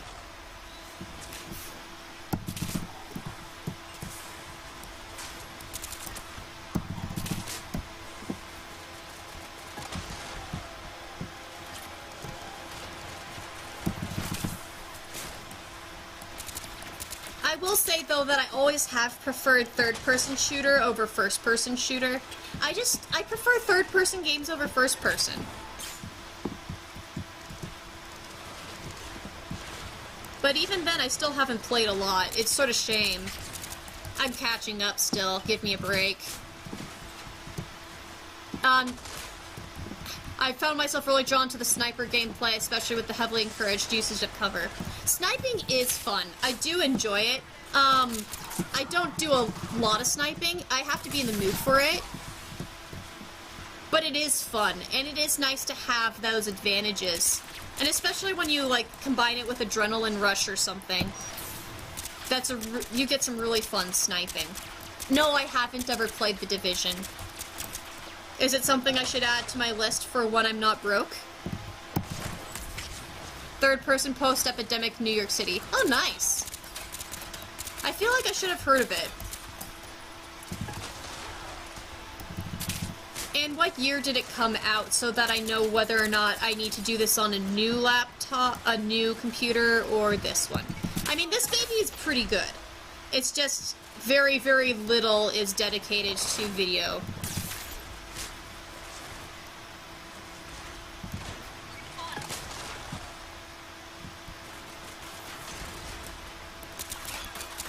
2016. Alright, so that's why I haven't played it yet. Because I haven't been able to spend much money on games in the last few years. That would be why I haven't played it. Okay. And that might be very hard for me to play on this current laptop, so I'll have to get my desktop goal done first before I get it. That's it.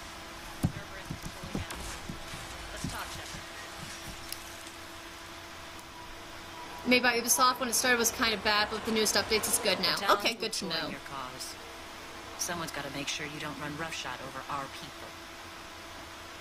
You see, Shepard. Let me guess.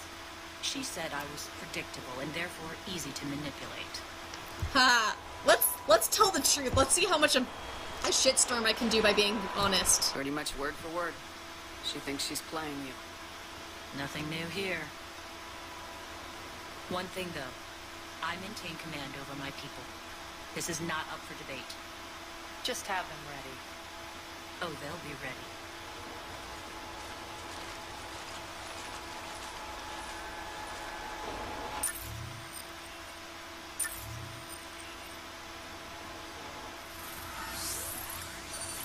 Oh, okay, cool. Thanks, man.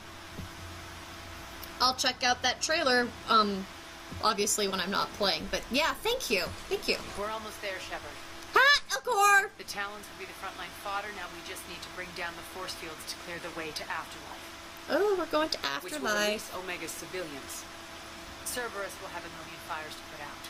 In one fell swoop, we'll have the people in the Talons working for us. You might not want to compromise your alliance before it even takes shape. I've learned not to put much stock in truth and goodwill. It might be time to start again. Tell you what, I'll take it under advisement. AKA Now, no. I'll be at the command console plotting our next move. Urgently, your attention, if you please. Things are starting to heat up over here. Oh my gosh! Bring you in fast. I love Elcor. Hello, Elcor. Oh my gosh, it's Herod from Mass Effect 2! Tentative excitement. Welcome to Herod's Emporium, human. Relieved, I am grateful for Aria's return. They look so different in the good graphics Confining. compared to Who 1. liberated me. Cunningly, I have a plan to recoup my losses since the Cerberus takeover. Informative, the General threw out Aria's couch from Afterlife. Upon taking over, I would like to gain her favor by Oh my gosh, the freaking couch. Really? If you find it and send me the coordinates, I will make it worth your while. It's not a priority, but I'll keep my eyes open. Appreciative. Upon success, I will give you a finder's fee for your trouble. I'll let you know. Courteously, have a nice day. Take a look at my kiosk if you want to buy. Oh, Elcor. Elcor is so hilarious. Those are exactly what I needed. Thanks. Spiffy. Do you have anything interesting? Probably not. I mean, I don't really buy much.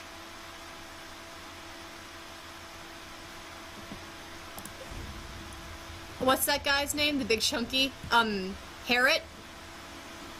I remember him from Mass Effect 2 because he was smoking a cigarette. Like, it's hard to forget a frickin' Elcor smoking a cigarette. Like, that's just hilarious.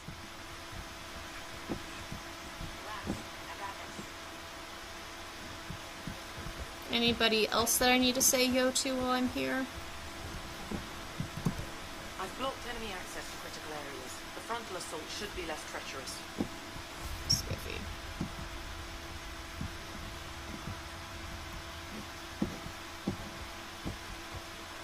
Az just sent out a warning notice. We're heading out soon. Okay. Doesn't look like there's anything too much to worry about over here. Okay, cool. I guess I can chat to you. Talk to me, Hans. I've located the source that's powering the Cerberus force fields. It took Yes, I see. hours to Shall we find the take a look at couch. this? I have been warned then. The General is siphoning power from one of my main reactors deep in the bowels of Omega's mines. Unfortunately, access is cut off by the force fields themselves. Not completely. There's an open route through that dark area, then up. Processing plant for one of the mines. It's been powered down. No force fields blocking it. We infiltrate there, find our way through the mine, then take that elevator to the reactor's back door. Good eyes. Let's go. Not without me. Aria, my patrol, caught her in the perimeter. Please. You didn't catch me. We're allies now. Didn't Aria tell you? Nyreen was expected, Gray. Return to your station. So much tension between you two The Talons ladies. are ready, but if I'm sending my people into the breach, I want to make sure those force fields come down for good. So like it or not, you're stuck with me. She has a really thick It's neck. almost as if you don't trust me. It's exactly as if I don't trust you. We're going to war together. I'll make sure we can rely on each other. Agreed, Commander. Glad one of you isn't on a power trip. That's Go been wait by the Aria med for bay, like the Nyreen. past how many Join hundred me years? shortly. Just pointing out. Shepard, I have last-minute orders to dole out. I'll meet you there, too. Alrighty. Scouts are ready to go. Let's go. I know time is short, but I was hoping we could talk. Alone. Again. Sure, pretty Aria lady. will be joining us soon. Now may be your only chance. I'm not trying to undermine Aria. Good point, I know Nemo. She has to be ruthless. Let her have revenge. I'm not doing this for me, and I'm not doing it for Aria or what we once had. It's for the people of Omega. I get it. Someone has to be their voice in all this. Incredibly powerful forces are about to do battle, with them caught in the middle. I just hope, as we bring down those force fields and go to war, that you can keep the people in mind. Man, she would be so cool to cosplay. What's your impression of Petrovsky? An adversary worthy of respect, and not just because he's shrewd. When I was starting to organize the Talons, he offered amnesty to anyone who set down their weapon. A few of my people surrendered, and he made good on his word. So he has a code. And, as near as I can tell, it doesn't exactly match the elusive man's. Are your people ready for the fight? You needn't worry about the Talons, Shepard. They were thieves and scoundrels once, but they serve with integrity now. We're fighting for a better world. I have to wonder if the same can be said for our sorry friend. I suppose we'll know soon enough. Jack, I first started playing Mass Effect 2 after the whole Mass Effect sex scene stink had died down. From the sounds of it, there was raunchy pornography around every other corner. When I played Mass Effect 2, they were so wrong. See, I played those long after the controversies died, but I've read about the controversy of everyone being like, oh my gosh, it's like porn everywhere, which is hilarious. Well, of course, Andromeda sort of gets to the porn part, almost. But yeah, it's sort of interesting how people completely flipped out about, like, a tiny bit of side boob and, you know... I mean, there was definitely a sex scene, and it was 2007, and oh my gosh, it was a homosexual scene, too, that you could do, but... Yeah, it's interesting how much controversy Mass Effect got for that. It really is. How did you get mixed up with Aria? I was happy in the Turian military, but when my bionic abilities started to manifest, my superiors saw fit to reallocate me. They practically locked me away. I couldn't use my skills to benefit my people, so I quit. I floated around the galaxy, looking for a new purpose. And you found your way here? More like I lost my way here. But then there was this beautiful, fierce creature who didn't let anyone define her. I'll admit, I was mesmerized. I wanted a little bit of that to rub off on me. How close were you two? The draw was undeniable. Her strengths mirrored my insecurities. Maybe And yeah, she is a great character. Agreed. Trying to be with her turned into trying to be her. Irene Kandros was vanishing. You seem like your own person to me. For all the drama between us, I'm grateful to Aria. She helped me remember who I am. It took a lot to break away from her, but I regret nothing. Cool. You're a veteran. Why are you so disturbed by these adjutants? I know fighting Reapers is old hat to you, Commander. But these... what they do to people... They could still be out there. And if they return, I don't want to even think about what would happen to Omega's people. The image of that drives me and haunts me. That is true. Yeah, the way people were describing it, I think the game was 40% action, 60% not the actual 99% action, 1% sex teasing. So true. Although I will say a lot of that is also the fans. Like, let's be real, a lot of Mass Effect fans are known for being really hyped about alien romances and alien sex. So it's not like the fans do any favor either about the reputation of Mass Effect and the romancing and so forth. Even if, yeah, there's a little bit of sex teasing, you don't really see much for most of the routes, etc., etc. Hey, it's all for fun, right? And yeah, the first movie would be PG-13. The second game, I mean, it really depends on how you shot it. Obviously, if you're just looking at the actual game itself, yeah, Mass Effect as it actually is the game is, it would be PG-13. 2 and 3, you have enough of the fuck word that they would have to bump it just for that. But yeah, no, I completely agree. Yeah, it's not as, oh my gosh, as everybody made it. Still fun to talk to people about the hot aliens and who will you romance. And this is coming from someone who's Arrow Ace and usually doesn't get into this stuff, but even Mass Effect totally draws me into this. It's terrible. What do you know about the Cerberus force fields? The technology comes from beyond the Omega-4 relay. Flesh disintegrates upon I remember contact. that. The power required must be enormous. I fear that disrupting it could destabilize other systems on the station. Damn it, I'm screwing up my sleep schedule tonight. Oh well. Appreciate it, Nyree. We're heading out soon. Okay, so we're going nuts about alien sex. Who wouldn't? Prometheus Nemo? Exactly. Exactly. Anything interesting that you say? Nope.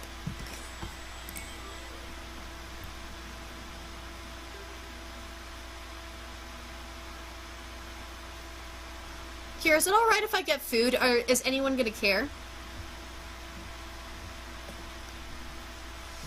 It's like right over there. I hope nobody minds if I eat while playing.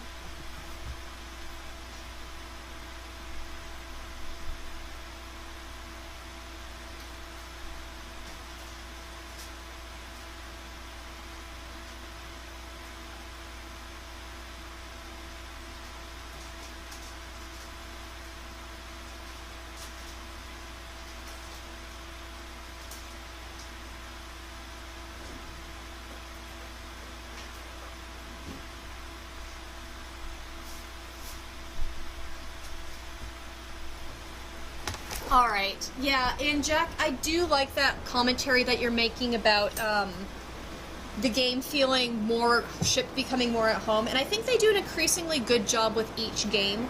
I mean, you know, by 3, we do have the characters moving around, and you see them talking to each other, and that for me is always really special and wonderful, and even, you know, if it's not the intimate romance that you get, you know, and the ongoing romance, because Mass Effect... the romances are pretty short for the most part, unless you're doing like a 3-game romance with a character. Regardless, I like the idea of building those relationships and getting a bit of that interaction stuff in there. As you said, where you have to learn to coexist.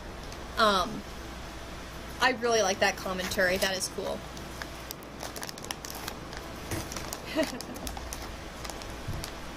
Alright, thanks guys. I'm hungry. I planned to eat a few hours ago, so I'm just gonna eat some quick food while I'm shooting things, because that's a great idea.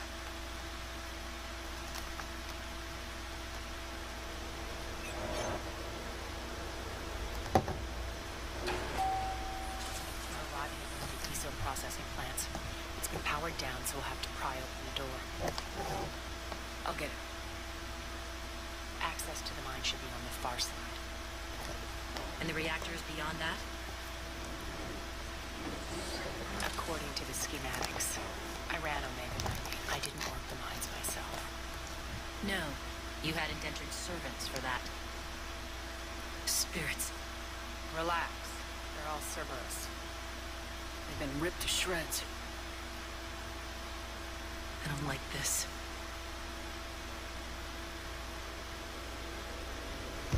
We're definitely gonna run into the adjutants. We all know it.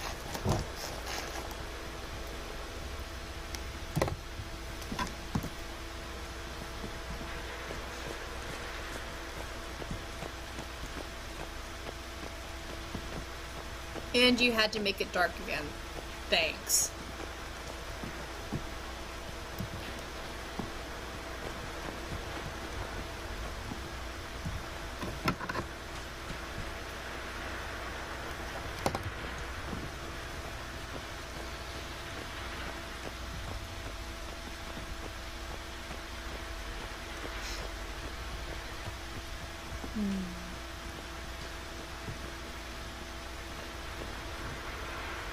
I'm not sure where to go.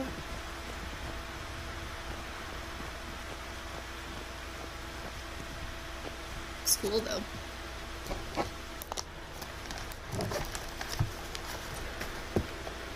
I'm sure nobody cares, but this is banana bread. Actually, zucchini bread. Wow, I can't talk. More dead. It's a bloodbath. I've got a bad feeling. We shouldn't be. Quiet. Adjutant. An adjutant. Oh no. General must have locked this place down to keep it inside.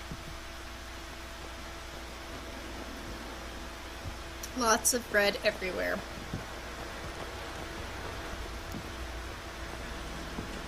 This will be fun. It's gonna jump at me any moment. It's gonna be right when I take a big bite of food. The elevator to the mines is through that door. It's deactivated. To power this place up, there should be a master circuit breaker somewhere.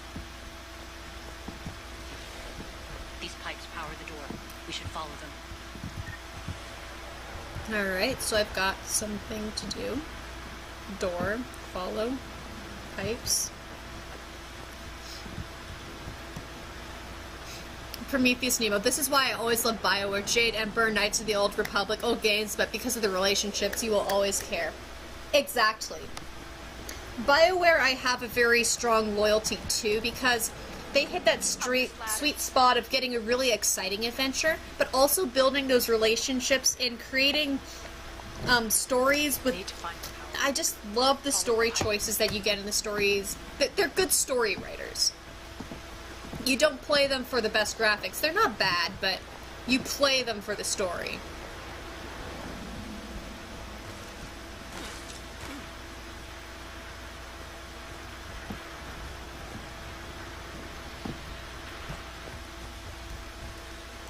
Does this let me jump? Yes, it does.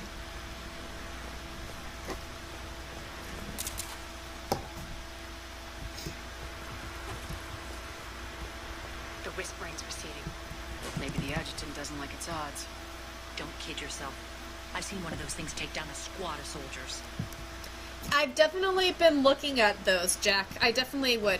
The problem is that I have absolutely zero cash spending money right now.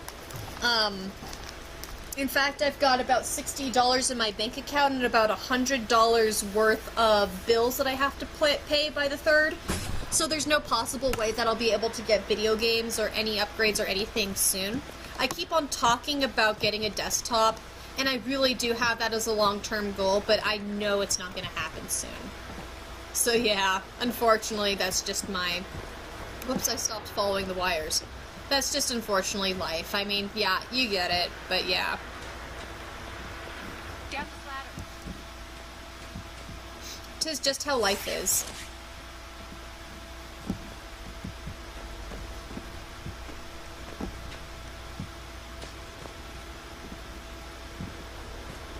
There's the power control.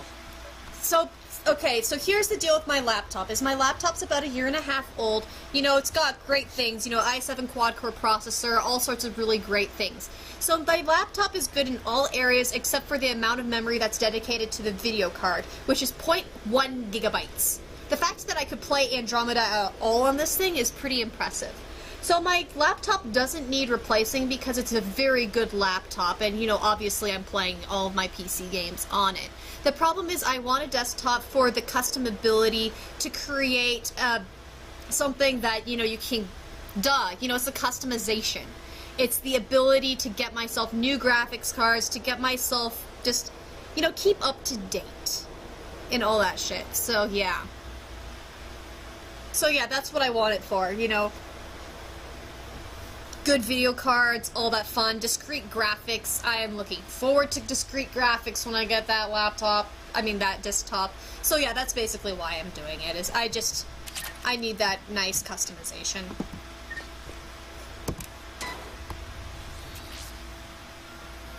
I'm almost entirely a single-player person, though if any of y'all want to do a multiplayer with me anytime, that's fun. I hope you'll focus on the civilian areas first.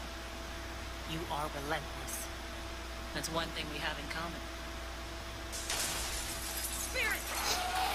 Hello. You're pretty. Unload on it. Wake up. Of course. And how easy are you to kill? Oh, you jump! Shit! Fuckity fuck fuck.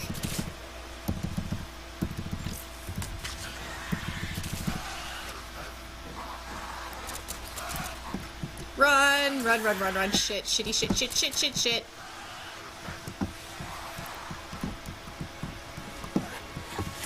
Fuck.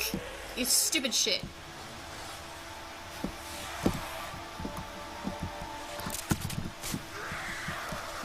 Okay, you two. Kill it! Get rid of this thing.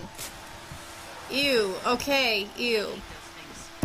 Yeah, I do too, apparently. Deadlier. That was like fear to me. Alright, back to the door. Awesome, yeah, Nemo, totally. Cool. Gonna try the Titanfall stuff? Cool.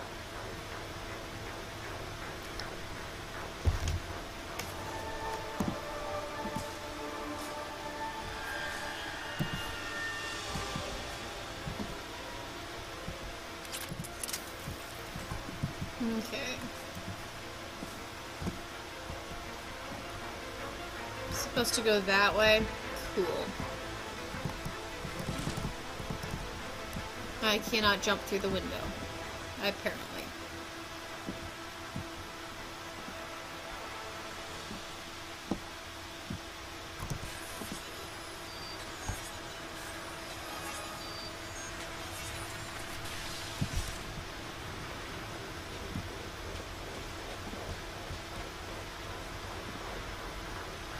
There's gonna be another, I just know it.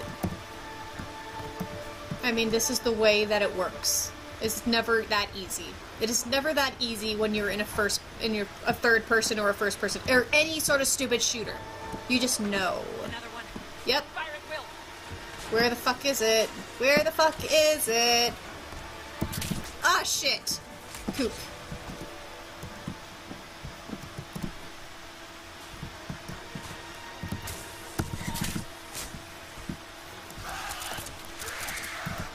Ah, wrong button. Stupid shit. Die.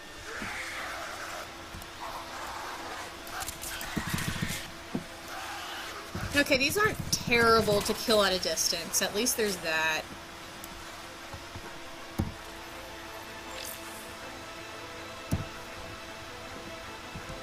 Alright.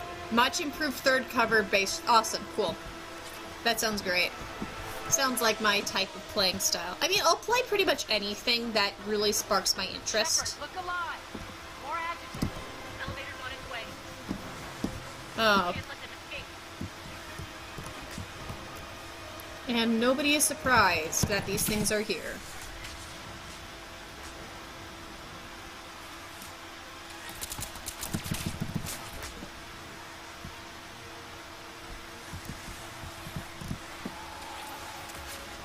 Oh shit, there's a lot of them. Fucking piece of shit, die. All of you.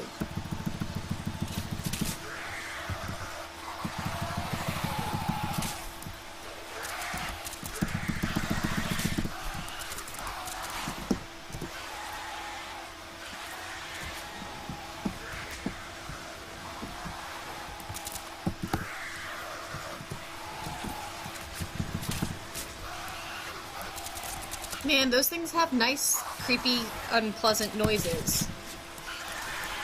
Of course, why would they sound nice? Nothing ever sounds like nice, pretty, singy, happy things. You always have to make things horror sound and creepy and blah. Oh, that was dumb. I stood right in the way of that. And somebody died on my squad again? Why do I resurrect you guys? Okay, all of you just go die. Oh, I could totally do a grenade if I remember what the button was. No, no, no, button. Fucking game. That was not the button I pushed.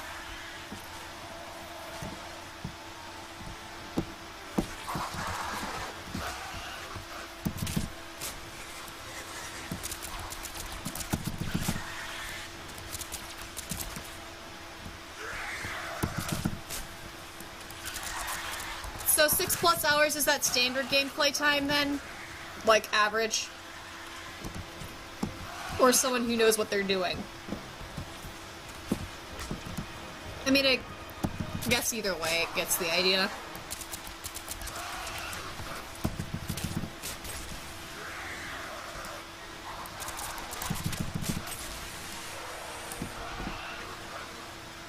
Okay, these guys really aren't that bad to fight. They're not like those stupid fights. Anything that's like Portal 2 is a good thing.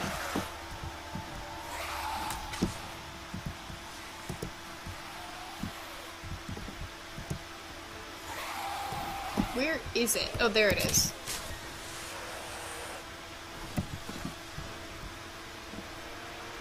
I think we got them all. Alrighty. Again. Stay alert.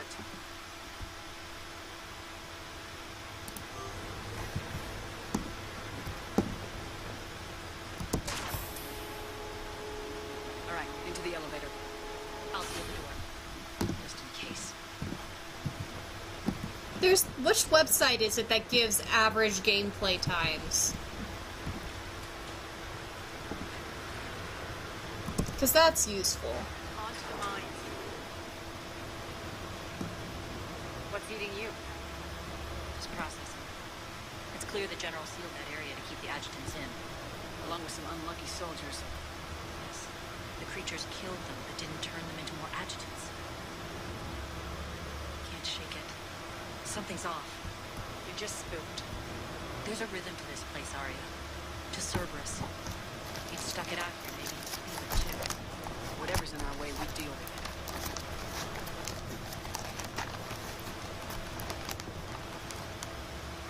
So it's about 6, but no filler at all. Yeah, Okay. you shouldn't be straining like that. Cerberus must be working them hard.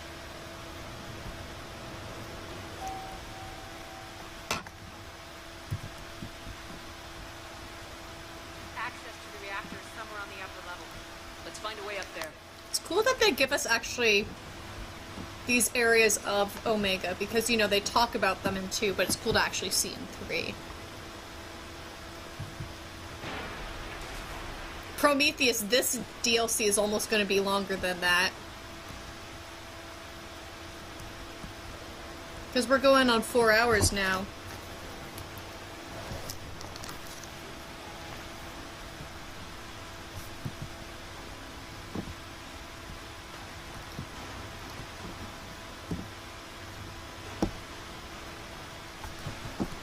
User analysis authorized personnel only. I'm walking in because I can.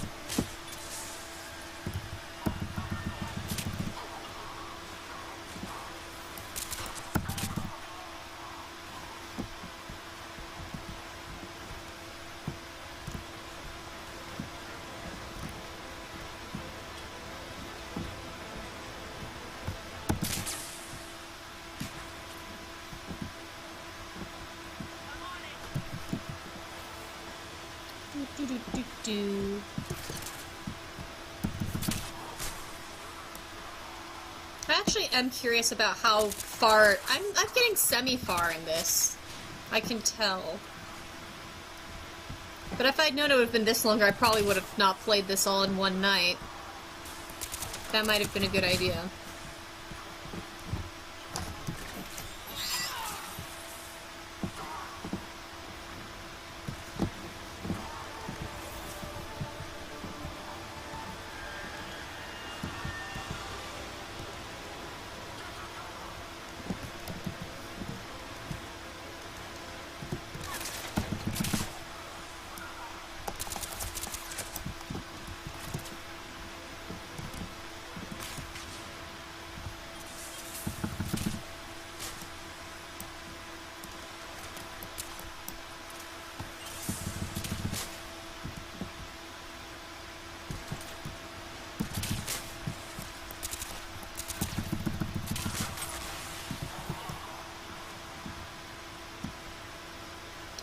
Have fun!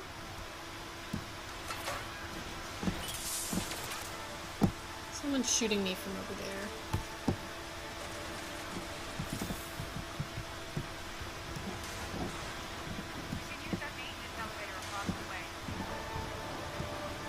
There's the elevator. Hello.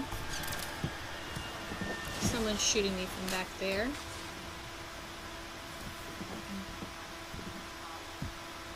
Of course. Because again, why is anything ever easy?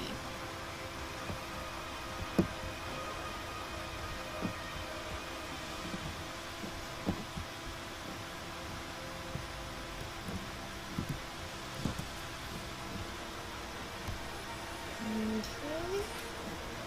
Door open. Looks like that goes into the bear belt.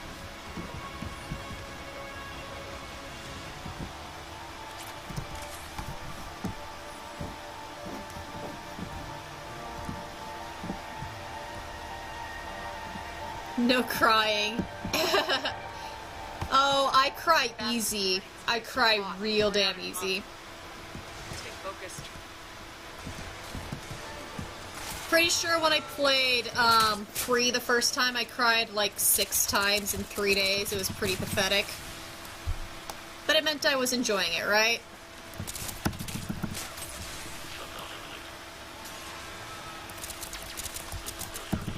Crying is actually something that I didn't do for the longest time when watching things until fairly recently. It's only been like the last 3.5 years that I've really started being very teary during fiction.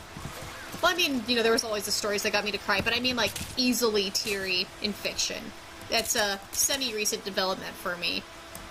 Probably don't need to go into a psychoanalysis analysis as far as why.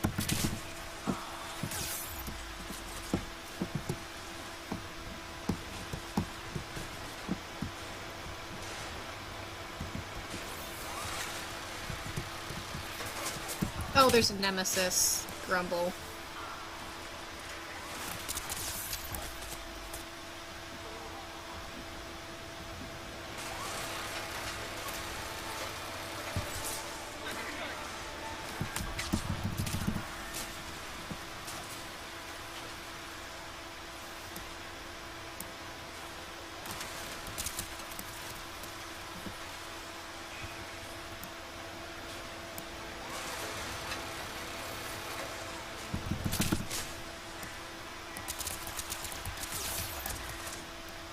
Seriously?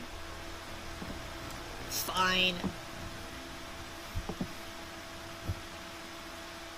Man, I really did not plan to stay up this late. Guys, should I finish or should I pause? Like, how much do I have left? If it's like still a decently significant chunk, like, you know, so forth, I probably should go to bed because I am still sick. Stay focused. And I really don't want to exacerbate that again, especially since I do have to go into work physically pretty soon.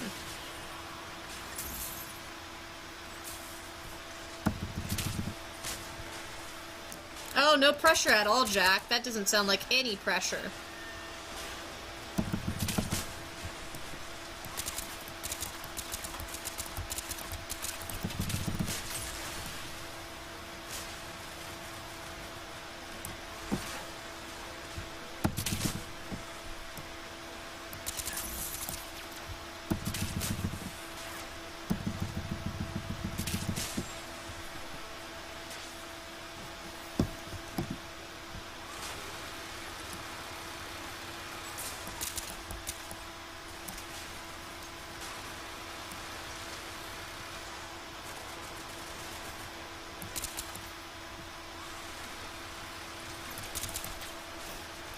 freaking engineer.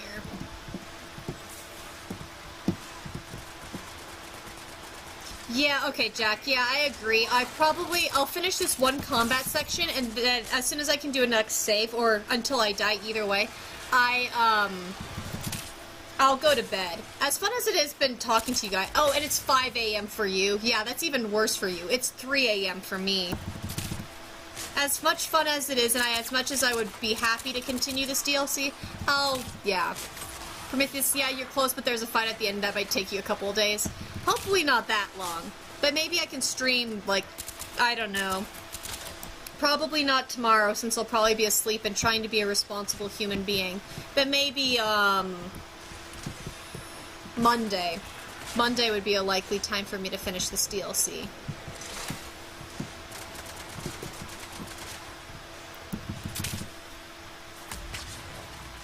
And thanks for the heads up, y'all.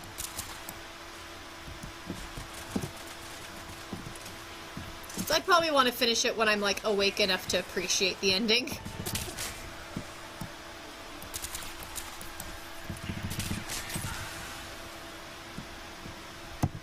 Alright, so I got a game save. Yeah, I'm stumbling over my words too much anyway, too. Alright, I've got a game save, so I'm gonna stop right here. As tempting as it is to keep going, I will stop and call it a night. So yeah, I'll quit the stream. Thank you guys so much for coming and having fun with this game with me. I've enjoyed it so much. I've had some really good discussions with you all. And I can post on Tumblr and on Twitch here about when I'll end up being able to finish this game if you guys want to be here for me doing any more DLC stuff. It'll probably be Monday evening. Started a little sooner, so maybe about like 7 p.m. MST, so Mountain Time, 7 p.m. if that's cool with you guys. So anyway, yeah, thank you guys so much again. You guys stay awesome, take care, live long and prosper, all that awesome stuff, and yeah, woot woot. You have fun. And good night to all of you guys who are going to sleep. Alright.